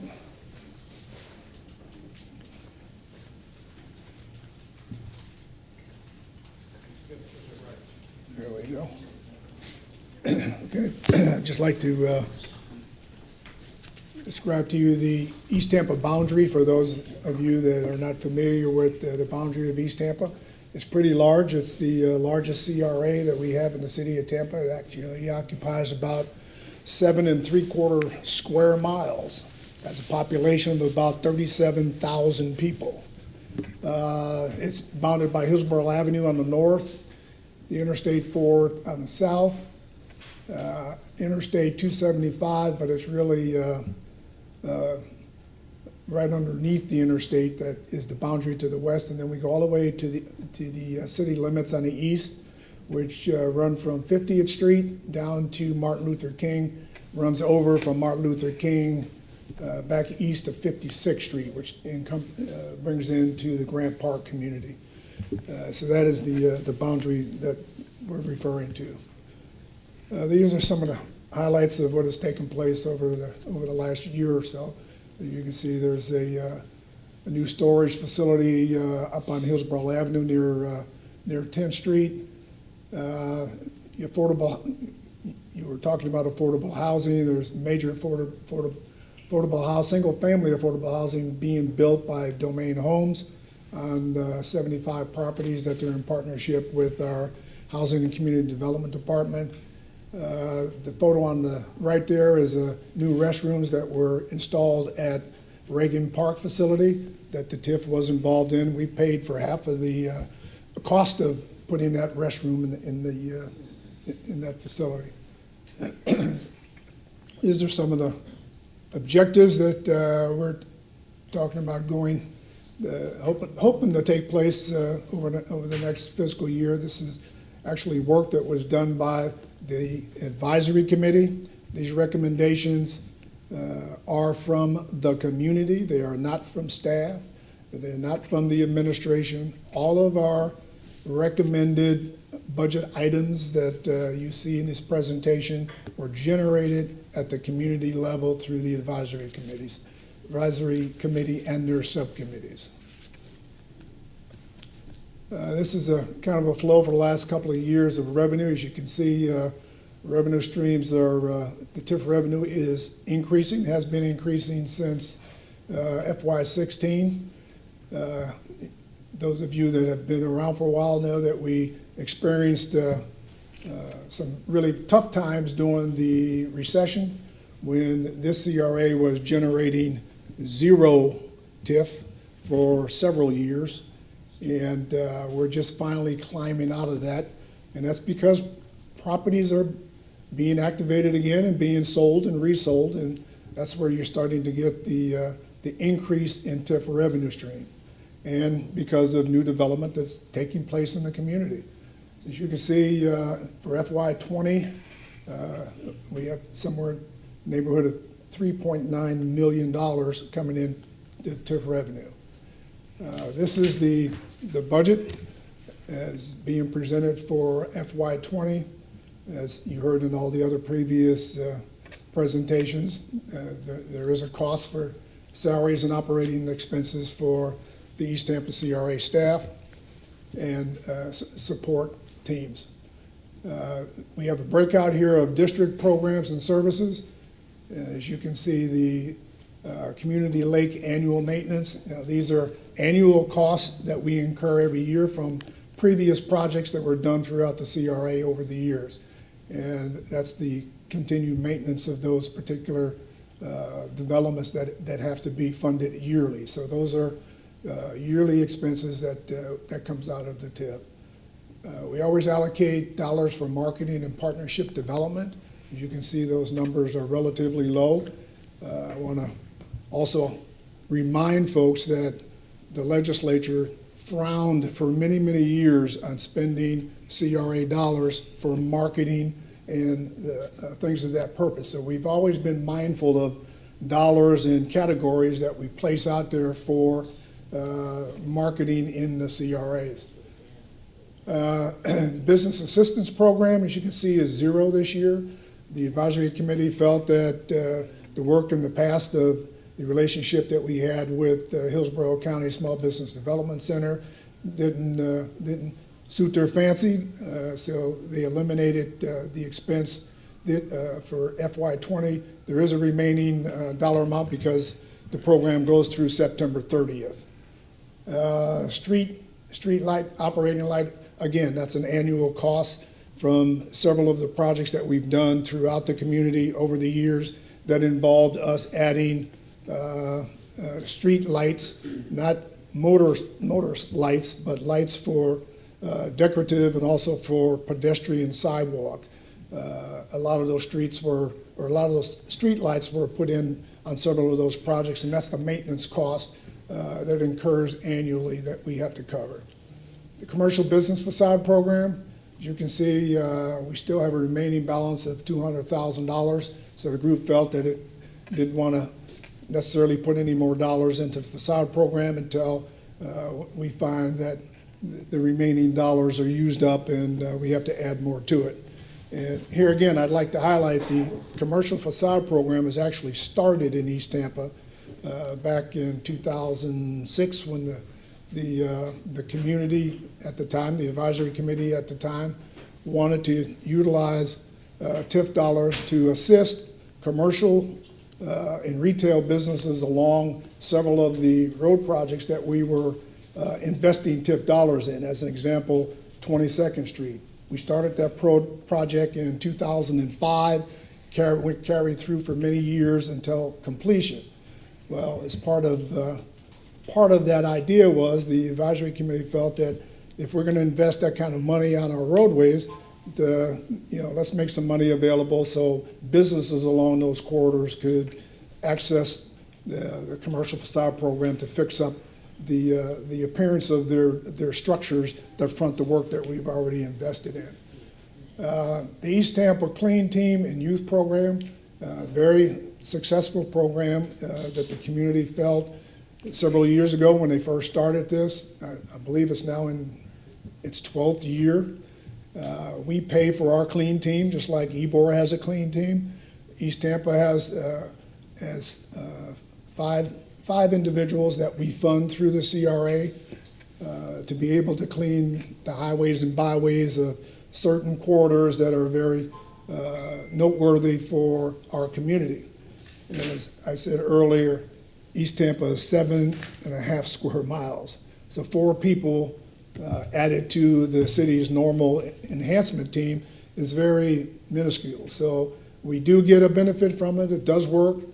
In the summertime, we hire, the enhancement team hires about 60, somewhere between 30 and 60. This past year, they hired 37 youngsters that live in the East Tampa community that get an opportunity to have employment during the summer, and they work alongside of our neighborhood enhancement folks. It's also, again, very successful, and as Chair Goodley mentioned to you earlier, this past Tuesday, the advisory committee voted unanimously to fund out of the TIF, adding 5 part-time folks for the youth program, under the youth program, to be able to have some opportunity for youngsters after the summer program is over to be able to transition into employment with the city of Tampa. So we are working through that now with the neighborhood enhancement team. It's estimated at a cost of about $150,000. So the number that you see here for the clean team in your final budget, when it happens in September, we'll have that increase reflected once we get the real actual numbers. Down under, the environmental detective, I don't want to forget about that program. That is also another program that was initiated by a previous advisory committee. They actually went out and scoped out other communities that had a very successful environmental detective program, and felt that something that we wanted to entertain within their community. They agreed to do it. They funded. That detective is funded totally through the CRA. His salary, his benefits, his vehicle that he uses, his uniforms, his weapon, his computer is all paid for out of this particular fund. And that program has also been extremely successful for the residents, and as you can see, they still want to continue the program. Let me say something about that, Mr. Johnson. Yes. I'm familiar with that program. I believe it's of value because it helps code enforcement out, because code enforcement can't do certain duties that the police environmental detective can. Yes. Now, I'm not for, because I was a police officer once, and I look at the dollar amount. A police officer doesn't get a new gun every year. That doesn't happen. So I don't know why we're being charged for a gun charge each year. Police sergeant gets a vehicle. I don't know why we're being charged for a vehicle every year. Certain charges on there, I'm not understanding why we're being charged, because I know what a police corporal makes in the union contract book.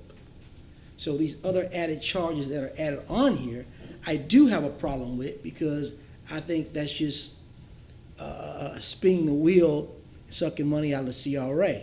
Now, I do know that the Hillsborough County School District has a contract with the City of Tampa Sheriff's Office to where they pay half the salaries for our school resource officer. The city pays half, the county pays half. So for me, I think it is a valued asset, but I think the CAC board needs to get with the administration in reference to the actual cost value of that environmental detective. I just see that if there are expenditures there that are reoccurring every year that don't need to be there every year, because I know what a police officer does, I understand the equipment they get, and I don't see how we're being charged some of these fees. So I think we need to assess how we're being charged by the administration, reference to the officer, or an agreement to where they pay half, we pay half, because the administration knows there is a valued asset for that community because of the needs. So we need to reassess that with the administration, sir. Yes, Councilman, if I can correct what might be perceived as we purchasing a new vehicle every year. That is not the case there. That $200 and some thousand is his salary and benefits that are calculated throughout the year, and it also includes costs for fuel and things of that nature for the vehicle. We don't buy a new vehicle every year. We don't buy a new gun every year. We do buy uniforms. They update their uniforms periodically. They do purchase new uniforms and things of that nature. So that's what that cost is. I still would disagree, Mr. Johnson, because any other police officer, when they're out of uniforms, they go get uniforms. That's an expense of the city budget. So I don't understand why would we be charged those extra charges still. I have a concern about that. I love the police department, but I also have to be fair to the citizens in that CRA that some of these things that they're being charged for, they should not be charged for. And I'm asking that we evaluate that process, because I believe we're being overcharged. We'll take a look at it. Thank you, sir. Councilman Dingfelder. Yeah, just as a follow-on to that, at the end of the day, Mr. Goods, we pretty much have control of both budgets. So if we want to trim this one back, let's say to 100 or whatever you think is reasonable, because you have experience on this, and then, respectfully propose to the administration that they pick up the slack on the other side. I think that's a reasonable thing to do. So just something to think about over the next month. Thank you for this. Thank you, Mr. Chairman. Thank you. All right, back to the PowerPoint, please.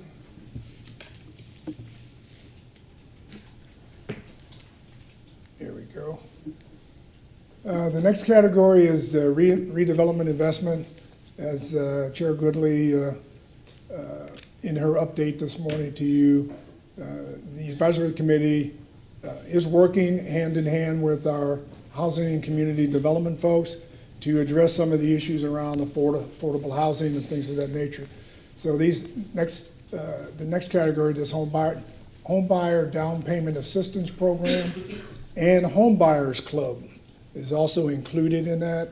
That $400,000 is representing approximately $15,000 per individual. So we're hopefully to be able to help somewhere in the neighborhood of 25 to 30 folks with an investment from the home buyers down payment assistance. That will then be leveraged with our housing and community development department's already existing program, where they can then thereby help individuals to get a larger down payment in the lending process. And then when somebody buys a home, they build up more equity as a result of doing that. Because as all of you know, the key to home ownership and the use of it is obviously to build equity that you can then use to start a business or some other means. So that was the whole idea behind trying to assist our housing program to make it work a little bit better for the individual. The next item is $100,000 they want to set aside for tree trimming grants. We're still working on the language of how that is going to be implemented, which again has to go, I always do, everything that I do when it comes to these programs, we always run through our legal department. So I want to make sure that what we are doing and what we are contemplating doing fits the requirements of our CRA plan and also the legality of what it takes to create some of these type of programs. If I may ask, the tree trimming, are those tree trimmings around utility lines? Or are they on private or public properties? Are they in right-of-ways? Is the city responsible for those? Or Yes. is TICO responsible for those? Kind of define those tree trimmings. Kind of both. You know, there are issues where TICO is responsible for the trimming of the trees that are affecting their transmission. Also, our city's Parks and Recreation Department has a tree trimming crew that canvasses the city. But there again, you know, you're talking one or two people that are trying to service a city the size that we have. And so this idea here was to be able to help some of our senior citizens that might not have the wherewithal or the means to be able to pay for someone coming and trimming the trees that are not being done by some of the other services. You're alluding to my point that I'm asking, but if TICO is responsible for these tree trimmings, shouldn't they be paying for them, number one? Yes. Number two, you stated that it benefits some of the citizens of Tampa who may not otherwise be able to afford this. That's correct. What's a percentage of that being done, just off the top of your head? I have no idea. 20%? It could possibly be. I don't have any numbers on that, but I could sure check it out and find out. Thank you very much. Okay. Any others? Back to the PowerPoint. Okay. The next item was public art, $75,000. We do have a very active aesthetics and beautification subcommittee that looks into public art where we have opportunities to do that. So that money is being set aside for that purpose.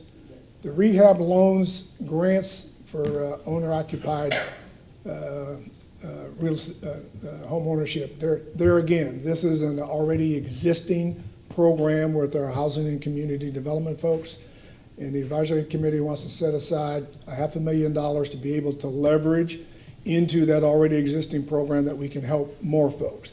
Again, at the tune of about $15,000 per individual that will be able to help more people directly in the East Tampa footprint. Land assemblage, we still have about a little over $100,000 remaining in our land assemblies fund. So the advisory committee did not want to put any additional dollars in that line item. Mr. Johnson, Yes. let me go back to owner rehab loan grants and owner occupied. When I drive through East Tampa,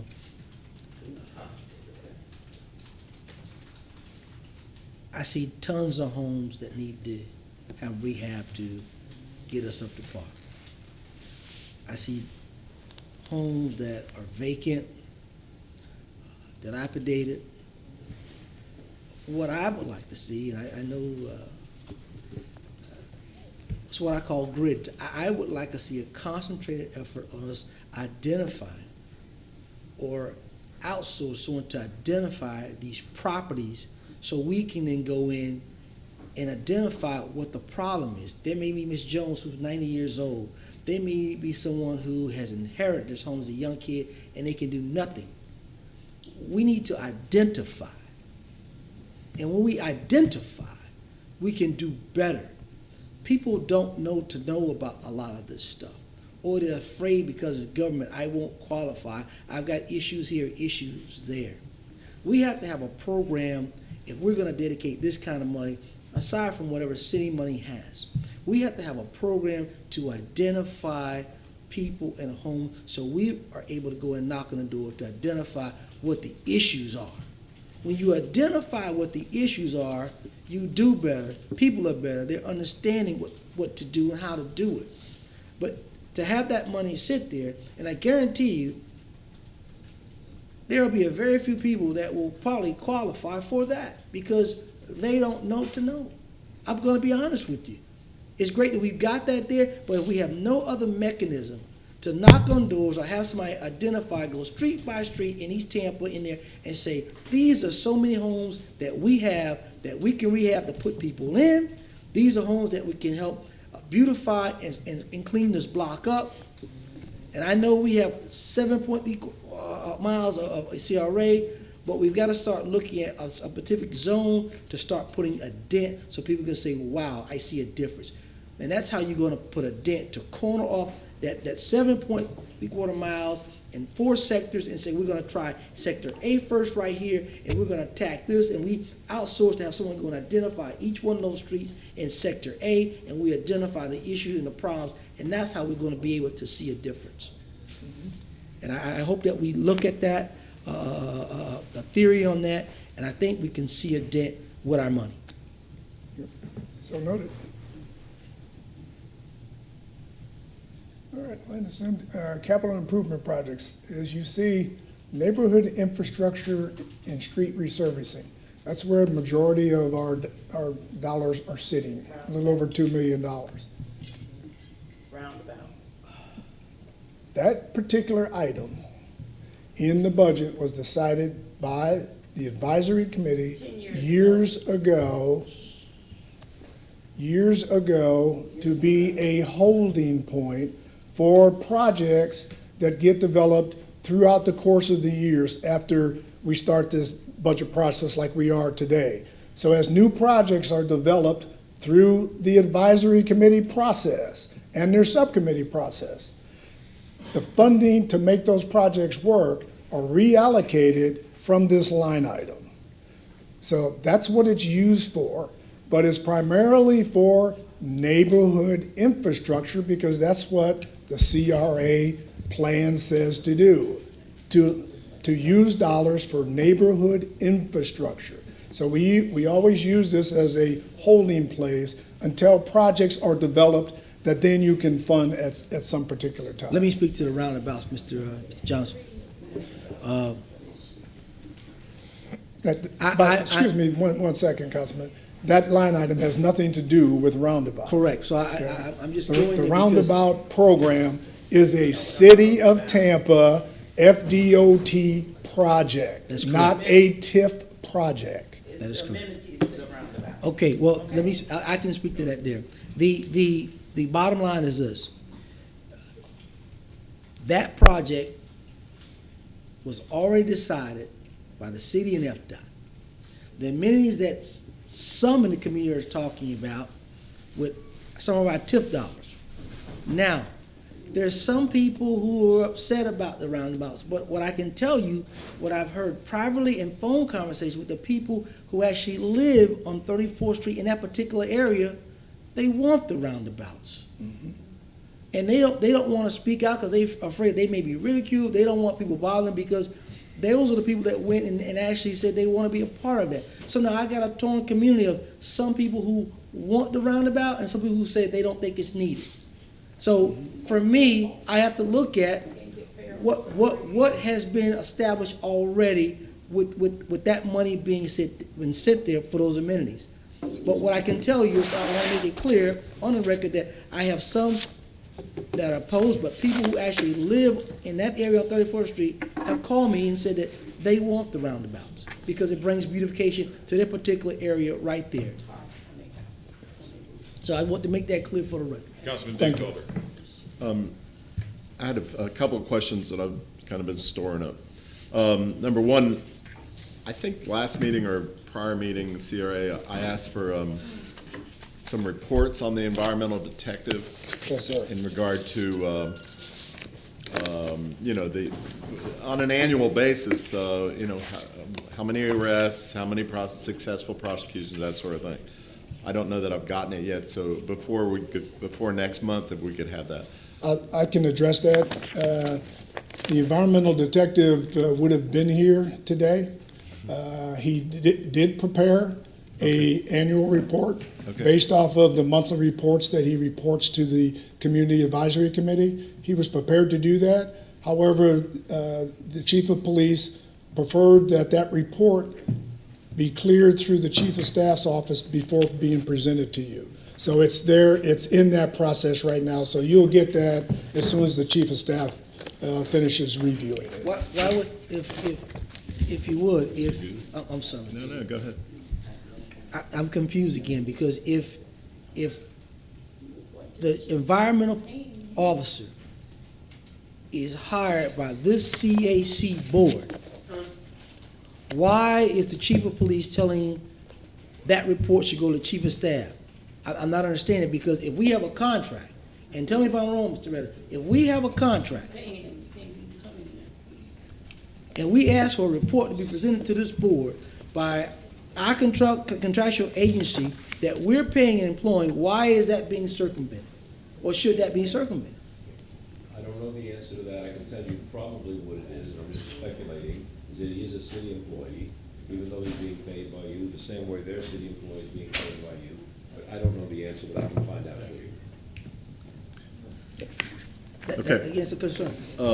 No, I think, Mr. Chair, I still have the floor. I think that's a legitimate comment, and I'm hoping that by the next meeting, we work through it, but it is a little weird that it would have to go to chief of staff.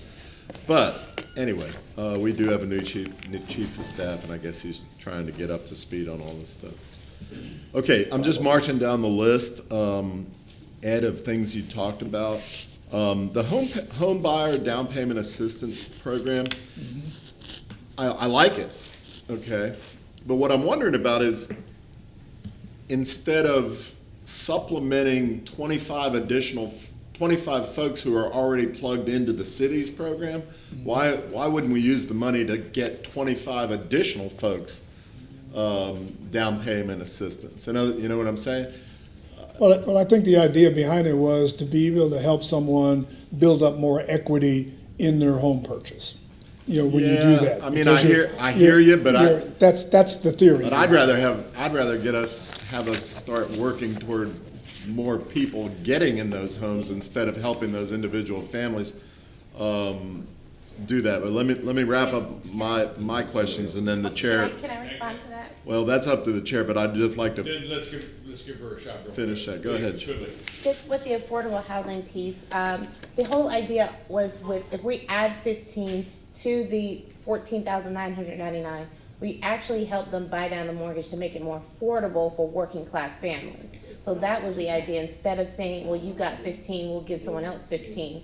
The idea was to make it more affordable so people could purchase. So you're helping them on their monthly payment. Well, once you pay down the mortgage, the monthly payment will go down. And plus, you build equity. And that's the most important piece, is you have the ability to build equity. Well, I think they're gonna build Now- equity now- just Now, as what a the matter. advisory committee is also stating is that once this plateau of $400,000 gets reached, there will be an opportunity to continue it. So they will be able to help more people if the program is successful and it's generating a lot of interest in that regard. You just create an opportunity to help more folks. Okay. In regard to Mr. Good's comment earlier, I think that the CRA would prosper, and maybe you're doing this already, if we got some articles and/or advertisements in the Sentinel Bulletin to speak to the fact that the rehab loans or home buyer down payment assistance programs are now available through the CRA. You don't have a marketing, or you hardly have a marketing budget of $17,000, but maybe you can add to that. And then lastly, so we could be a little more proactive in terms of our getting the word out. And you've been talking about that for the last couple of months. And then lastly, I'd like to see it, by the time we come back, Ed, I'd like to see a little more breakout on that neighborhood infrastructure / street resurfacing. Okay. A little more detail, because it does bother me a little bit if we're spending a lot of money on street resurfacing, and I scratch my head and I want to call Gene Duncan and say, is East Tampa not, why is it the CRA has to supplement street resurfacing? I'm not seeing that as an item. Now, I know you say the CAC wants that, blah, blah, blah, but I just want to make sure, as stated 4 hours ago in this meeting, that we're not supplementing something the city should be doing already. And I think actually Ms. Goodley spoke to that as well. Yes, and let me clarify that a little bit more for you. But anyway, just What- do the breakout a little more detailed Okay, next time. we'll give you some more detail around that. But the whole idea behind the road resurfacing program was to be able to move the process along. If a community has to wait for the city's general revenue fund, which is very limited in dollars to do road resurfacing, we were told 13 years ago that wait list is somewhere between 15 and 25 years. Yes, sir. So this was an ability to be able to move the East Tampa roads, the streets that need this kind of service, further to the head of the line by doing one thing and one thing only, and that's leveraging our dollars with already existing roads and grounds program. So how do we do that? The city's roads and grounds folks utilize their manpower and their equipment that we don't pay for out of the TIF. The TIF's dollars are used only for purchasing of the material to do the road resurfacing. So that's how we get more bang for our buck, and we get our projects moved up higher because we're helping to leverage the use of those folks. So that was the whole theory behind that, and that's something that we've been doing for almost 8 years now. We Well, carve out you've got, between the $3 million you're carrying over and then an additional $2 million, there's a lot of money on there. Now, you say that you're using it for different purposes, Right. neighborhood infrastructure / resurfacing. That's what I'd just like to see a little more of the breakout. Okay. And then the last thing,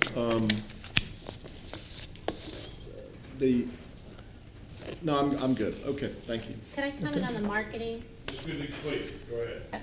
So as far as the marketing goes, what I would like to see is the city take more of a proactive approach in helping us to market the things that we're doing. What has happened from what I've seen since I've been chair in mid-October is the city picks and chooses what they'll market.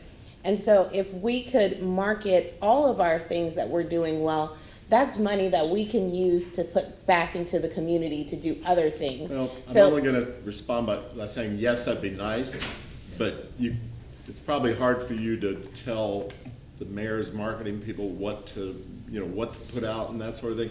I would say follow the lead of Ybor and/or Channelside, who have $50,000 budgeted for marketing, and do it yourself. because you got a target audience anyway that's not the whole city. You got a target audience that I think could be approached differently. But I say that respectfully, it's your deal, but, you know, that's just that's what I would do if I were in your shoes. All right, are you finished, Councilman Newfelder? I am, thank you, Mr. Chairman. Councilman Carlson? I asked the others the same question about how affordable housing, and we've talked about the 400,000 that you have for down payment assistance. Are there other efforts that you have going on for affordable housing? Yes, matter of fact, over the last several years, the East Tampa community was very involved in bringing affordable rental to this community. We have 3 major developments. And this is CRA funded? Not CRA funded, but the CRA has to give the buy-in for a developer to build in the CRA community. So they get dollars, majority of these dollars for these kind of affordable rental properties are from the states, through the state 9% or 4% tax credit programs. That's how most of them work, and they have to have a city match of some type. So normally it comes from our Housing and Community Development Department. But is there anything else, sorry, just to focus on CRA, is there anything else you think the CRA could or should be doing to help address home ownership? Well, I think we need to get behind any developer that comes to the table with a project. We have one that has met with our advisory committee a couple of years ago. They scored very well on at the state level for 9% tax credits for their deal, but they got bumped out because there was a higher priority within Hillsborough County that got the award. But we need to get behind these kind of projects if you want affordable housing built in your community. Mr. Carlson said, what he said though was for ownership. I think that's what you said, as opposed to you're talking rental, I thought. Yeah, we're talking about rental. So, but you're talking about affordable housing. Affordable housing is more than just home ownership. Yeah, I said affordable. I said affordable housing, and then I changed it to home ownership at the end. But okay, well, we have both of those going on in our community as you speak. Just wondering, it's hard to see the correlation sometimes between an investment by just the CRA. Looking downtown in Channelside, for example, the CRA was one player, but there are a lot of other players that are acting, that are causing investment, and so we can say that a CRA investment influenced in some way the development, but it may not have had all the influence we thought. So I'm just wondering if, and we can talk about this again later, what else the CRAs could do to directly influence affordable housing and home ownership. So we can talk about it later. Yeah, I just think it's we're on the right track already. I think there's enough initiatives that are out there. We just need, as a CRA, we just need to make sure that these entities know that the CRA is very supportive of these kind of programs and these kind of investments to being made into the community. Councilman Goods? And how do we do that? How does that happen? I mean, do we need to bring some other people on board to help get this aggressiveness going? I mean, if we're saying that, then how do we do that? Because we've done some good things, but we're not there yet. So if we're not there yet, I'd like to know some ideas that you have to get us there, and get us there now, not just building on it. And I'm going to be candid and ask you, has the prior administrations given you to go out and aggressively do what you need to do, or have you been held back? No, I don't think that's the case. No, I don't. I think we have the right to go out and market our communities the best we can through working with entities like the chambers, with the Economic Development Corporation, which we do. So the folks that are out in the real estate development world, they know who we are, and they know that we have interest in them trying to make investments in these communities. Are we going outside of the state? Are we going outside the market? No, I don't do that, but the Economic Development Corporation does. That's what they're there for. Do we know they're there, but do we know if they're doing that? That's why Yes. I hear you, Mr. Johnson, but I just beg to differ. I just think that when I look at other CRAs and I look at other things that going on in the city, I just don't think it's been a concentrated effort to move the east. I hear you. You work for the administration, so of course you're going to back the administration on a certain point, and I respect that. I truly do. But for me, a person who's worked that area, who lived in that area, who has a business in that area, there ain't nowhere in the world anybody can tell me that we've had a concentrated effort, aggressive effort, to make a significant dent in that community over there. We've done some things, but we ain't nowhere near where we need to be. And I just think you haven't had the real support you needed to have to get that done. I truly believe that. And you can tell me anything else, but I know how this city works. The time I've worked for city government, I've sit in meetings and I've heard things, and I just don't think that there has been a big push. But I'm here to tell you right now that there's a new day. We have a board here who wants to push now. We want to push now. We don't want to hear the excuses anymore. They stand for failure. Failure is not an option anymore for our CRA in East Tampa. It's not a failure in Channelside. It ain't a failure in downtown. It ain't a failure in Tampa Heights. So damn it can't be a failure in East Tampa anymore. And when we get to Section 7, I'm going to ask some questions about how we're evaluating what we're doing. Because right now, I think we're not there, and I need to get there. We need to get there to the people that put us in this office, up in this thing. We all preached about East Tampa, from the administration next door to this seventh body right here talked about East Tampa. So there should be nobody not willing to do what we got to do to push East Tampa to where it needs to go, sir. Thank you, Mr. Chairman. Thank you, Councilman Goode. Any other questions? Are you finished with your? Yes, sir. Thank you. Next one up on the PowerPoint, please.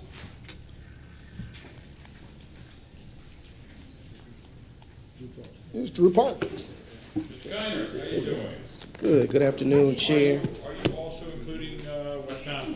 Yes, I'm gonna wrap it up for us. Malcolm Kiner, Drew Park, West Tampa, CRA manager. What you're looking at there is a map of Drew Park. Our northernmost boundary is Hillsborough Avenue. Our southernmost boundary is West Tampa Bay Boulevard, right in front of Hillsborough Community College. Our westernmost boundary is Hesperides, and our easternmost boundary is North Dale Mabry Highway. So in brief, these are just a few of the things that are going on. We had completed a streetscape and beautification master plan. Within that plan, 9 projects were identified as priorities for the community. To date, 4 of those are complete and 1 is underway. And what you're looking at there, down in the bottom left-hand corner, are 4 community identifiers that we installed along Dale Mabry Highway. To the right is the brand new Allied Health Building at HCC, and at the top left is some new businesses that have located. I believe that's on the corner of Lois and MLK. So the largest project that we have underway that we're about to begin is the construction of the linear park between Lois Avenue and Air Cargo Road.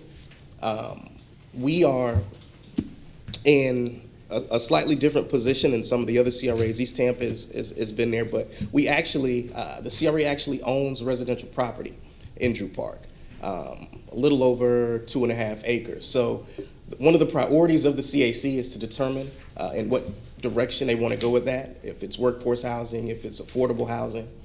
We want to continue developing economic opportunities in the district, assisting businesses, supporting job creation, and improving the appearance of Drew Park.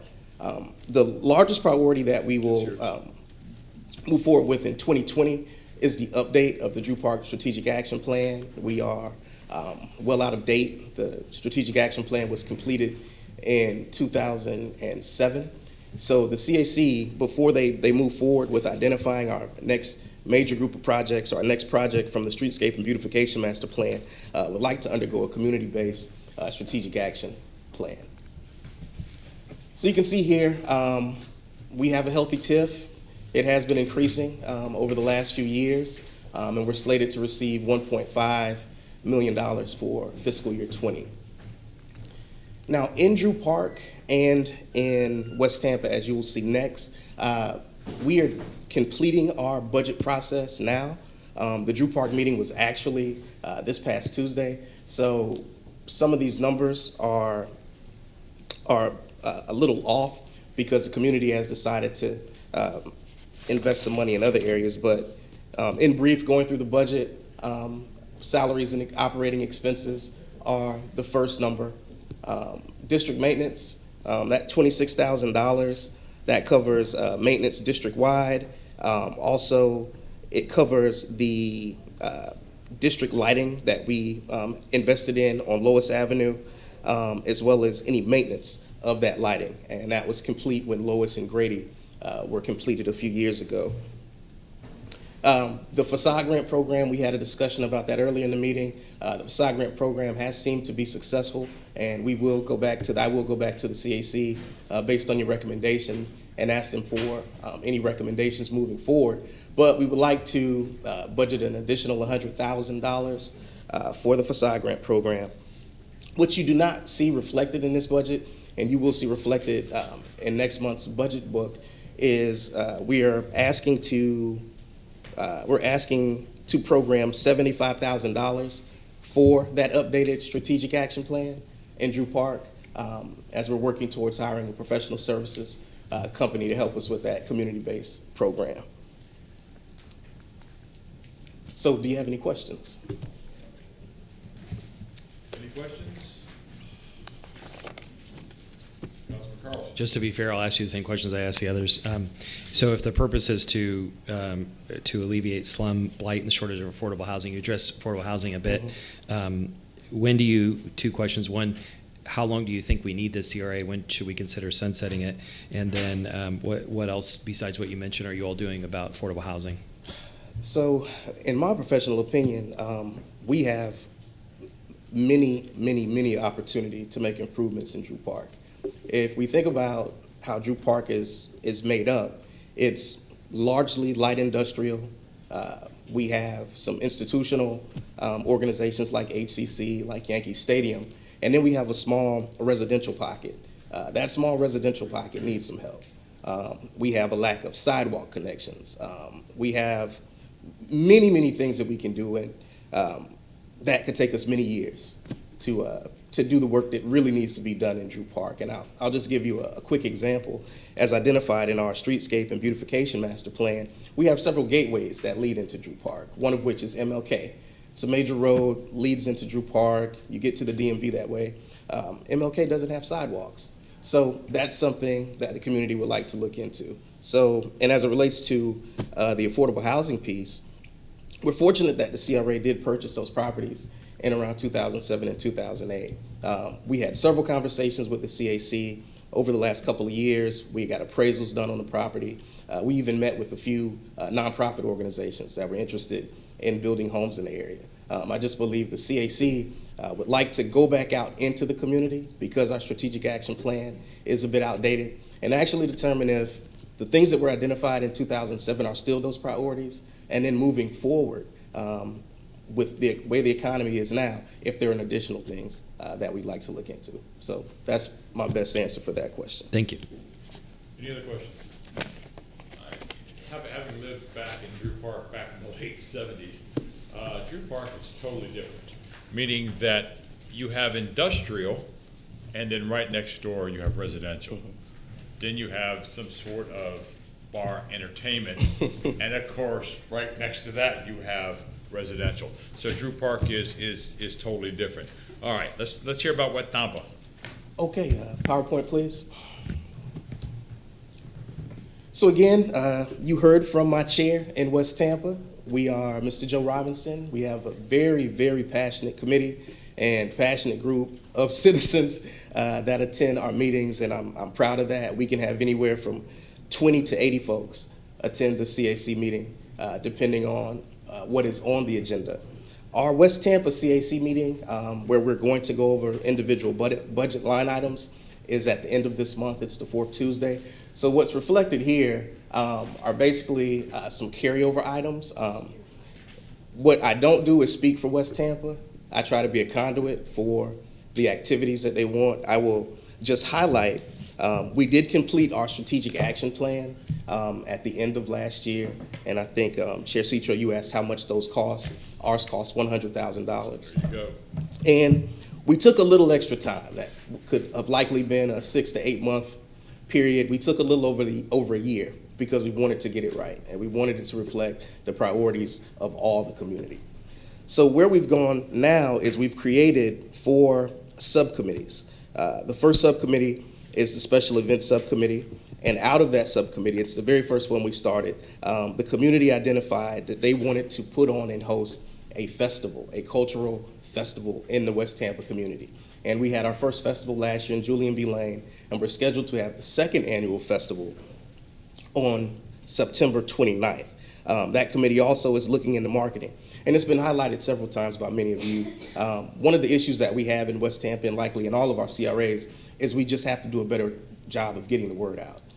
As we create these programs, 1, there's always a level of distrust because it's a city program. 2, we have to hold their hands. So we're working through the subcommittees and through the individual CAC members.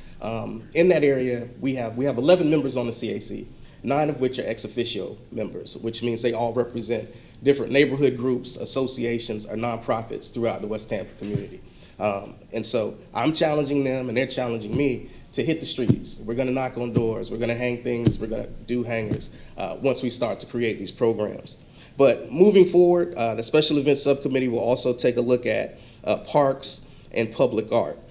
Secondly, our Economic Development Subcommittee, we've only held our 2 meetings with this subcommittee. So again, we're moving, but we're getting organized. And I'd also like to say about those subcommittees, each one is made up by at least 4 CAC members, so that, and additional community members, so that when we take these potential recommendations back to the CAC, this is coming from their colleagues on the board. It's not coming from me, it's not coming from anybody else. It's coming from that community group, and these are the priorities that they're looking into. But economic development, we want to focus on business development, partnerships, job fairs, job creation, workforce training, of the like. Next is infrastructure, focusing on transportation. Parking is a major issue in West Tampa. Complete streets, sidewalks, lighting, safety, beautification, land use and zoning. One thing that they're working on right now, they made a motion, and they are working on taking a look at the West Tampa overlay and adding language to that overlay and updating that overlay. So that is something that you may see coming before you in the form of a line item if we need additional help through hiring a consultant to do that work. And lastly, housing, affordable housing, rehab programs, community partnerships.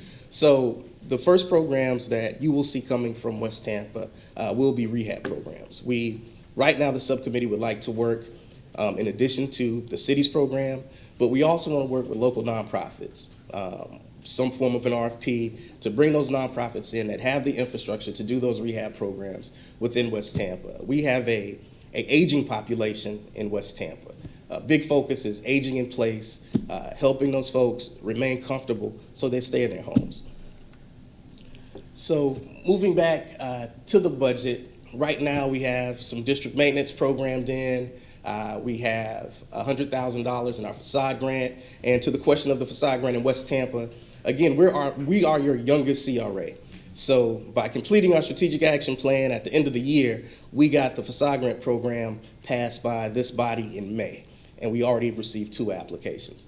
And many more people are interested in it. And the recommendation that was made today, I am sure the CAC and the subcommittees are going to offer some suggestions on how we can widen that gap to help more people. Excuse me for a second, you're still on Drew Park. You're still on the Drew Oh, Park. I'm sorry. I didn't press the clicker.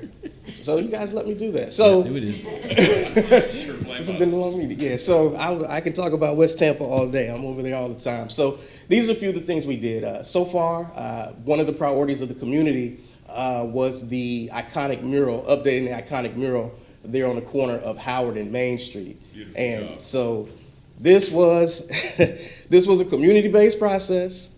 Like everything, we had to take our time because they wanted to get it right. We had several meetings with the community. We heard directly from them who the folks were that they wanted to see represented in West Tampa.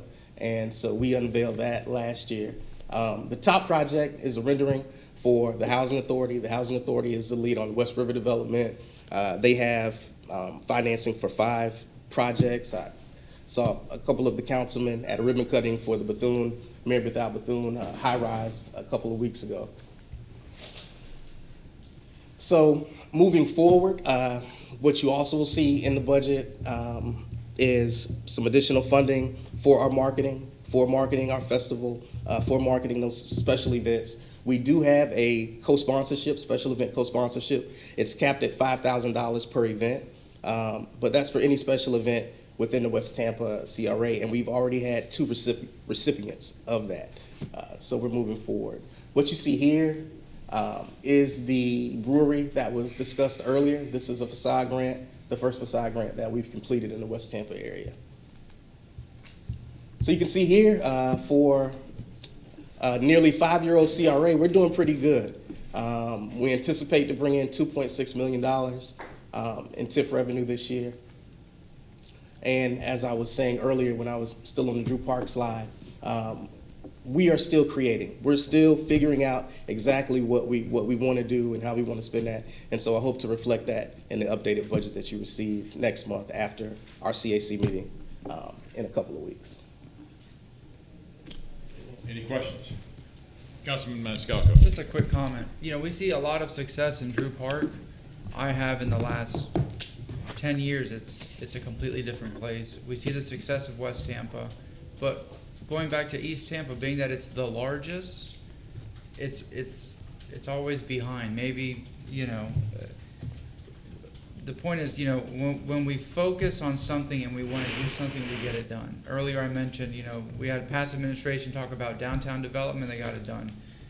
Tampa Heights, Seminole Heights, you know, parts of my district and whatnot, people had that vision, they want to get it done. And I think we have to have that focus on East Tampa, being that it's year after year, it's always left behind. And, you know, the folks that were here that spoke publicly have said it, you know, it's a lot of talk on our end, everybody's end, but we have to take action. They want to see results, considering that it is the largest. I mean, yet it's at the bottom of the list. So that's just my opinion. Councilman Carlson. Just going to ask you the same questions I asked the others, and I asked you before. You addressed affordable housing, so if there's anything else you have to say about that you think you should do, let us know. But I know you also said that this CRA is only 5 years old, but considering that the purpose is to affect slum, blight, and affordable housing, do you think it should last for 10 years, 20 years, 30 years, 5 years? Any Honestly, idea? if you ask me, my professional opinion is we need every bit of 20 years to actually make an impact in West Tampa. If we think about it, it's definitely not as large as East Tampa, but the way I look at it, we're perfectly dissected by I-275, and it basically consists of 4 quadrants. One of those quadrants is a National Historic District in West Tampa, and then you have the North Hyde Park community. Now we have a lot of redevelopment going on in the North Hyde Park area, an area close to the University of Tampa, but the actual neighborhood fabric, there's several opportunities for the CRA, the city, to make improvements in the area. And just so everybody knows, the reason why I'm asking this question is just that I think at least once a year or every couple of years, we need to ask that question just to reset our expectations. And it's only fair to the rest of the city. And the rest of the city has needs too. All the different parts of the city that aren't particularly covered by the CRAs, and even the areas that don't have very much money in their CRAs.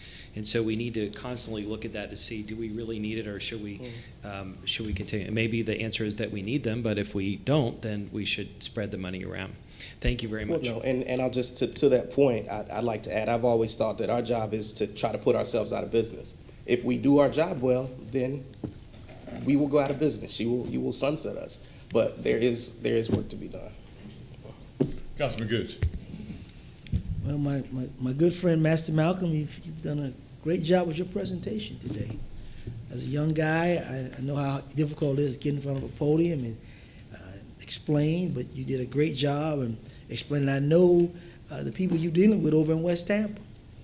It ain't easy, but some of the things you're talking about, I know that that's what they want, and it's great that you got a young spirit right now to where, you know, you just sitting back, and I've seen you in the meeting. You just sit back, they do their thing, and I've watched you.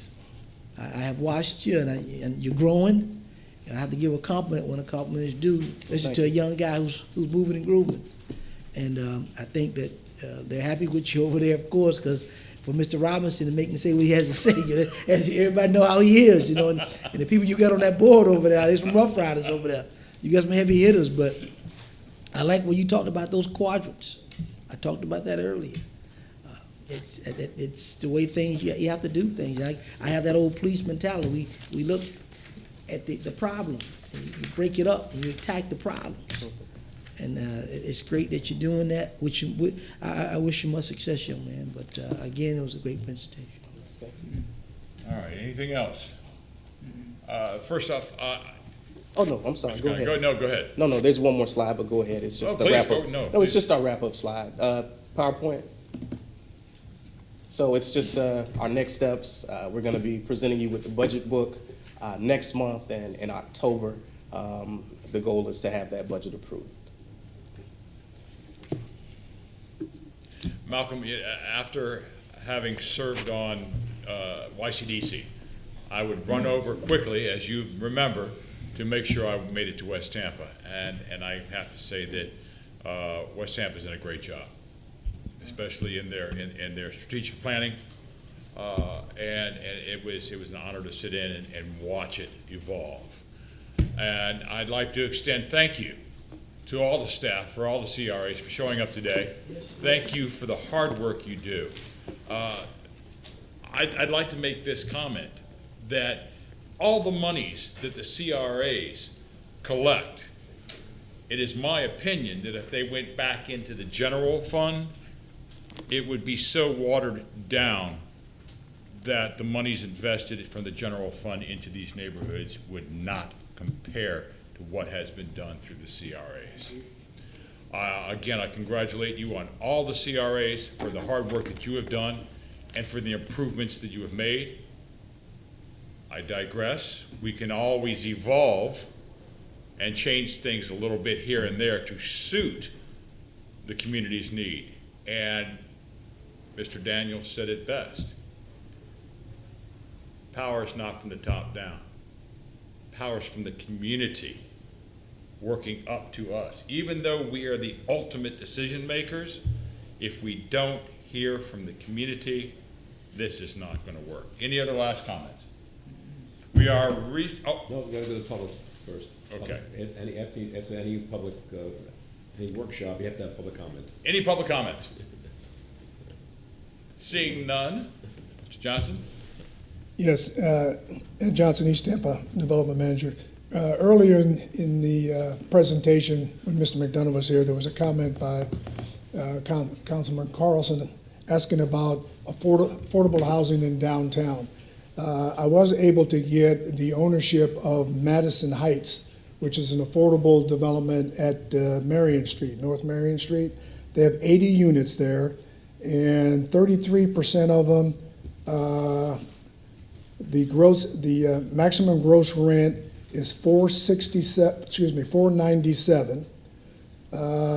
They have 60% of the units are being subsidized, and the maximum rent there is $935. So it ranges from half of the units at $497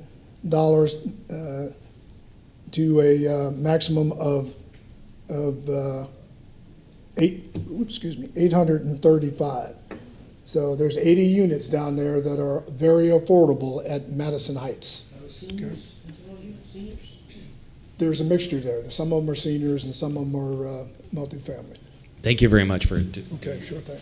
Mr. Weaver, you want to say something? Ron Weaver, 401 East Jackson Street. Thank you for taking public comment. Thank you for asking so often about affordable housing. On many occasions, by many of you, thank you for caring enough about affordable housing. About 3 weeks ago in this room, about 60 people spoke to affordable housing. And in my remarks, I mentioned 7 potential courses of action, and you're dealing with 2 of the 7 as we speak. The second one, however, has to deal with Florida legislature meets early this year in January. When they meet, they'll have a $1 billion moral duty to start returning to affordable housing the Sadowski funds that have been diverted for the last 10 years and $1 billion worth, and the Florida legislature should be sensitized to that second approach. Thank you for looking in all your budgets, like today and all the CRA budgets, for affordable housing. Third is the community foundations and the other folks, and I was just late to this meeting talking to some donors at charities who need to place at the top of their charity list the destination of their trust, the destination of their donors, affordable housing, partnering with other donors who may not have but a sixth of enough for affordable housing. The fourth was the contractors who would get points for donating affordable housing materials, which was the fourth possible component. The fifth SWAT team would be to take the community's existing opportunities, including the Mayor's Task Force on Affordable Housing, partner with a workforce housing like Fort Lauderdale, has what's known as Teachers Village, which is basically the community resolves. We're going to draw the best teachers in the world by affording them housing, policemen, fire, police women, all these other workforce. The sixth of those SWAT team discussions in this room,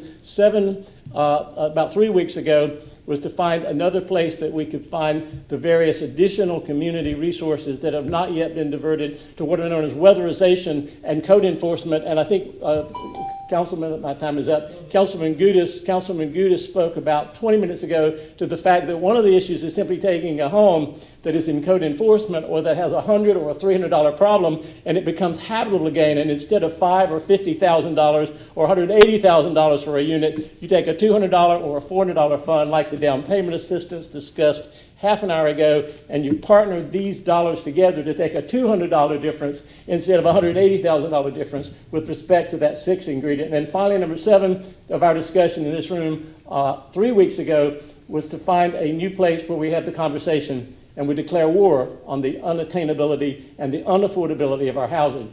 It has become a problem that means that a lot of our other services and a lot of our other ability to serve our folks and to draw companies to this area have all been jeopardized for the last 6 months. And I share your regard in declaring war on the unattainability, the unaffordability of safe, secure housing in Tampa, Florida. My time is up. Mr. Weaver, thank you, along with taking a look at parking minimums. And looking at parking, yes. Thank you very much. Any other comments? We are adjourned until 6. All right, please, go right ahead. Jump on it. No, 7 was joined in, and that is my apologies. It was joined in with number 3. We'll be discussing it next month. Okay. Go ahead, Councilman Maniscalco. No, I have nothing. Okay. Nothing? Nothing? No, I'll just send it out to the, for number 3, we'll come back to it. Move to receive and file. Second. Motion move to receive and file, seconded by Councilman Maniscalco, seconded by Mr. Goods. All in favor? Aye. Any opposed? Now we are adjourned until 6 o'clock. Thank you, Chairman. Thank you all. Ed, they all ask about affordable housing.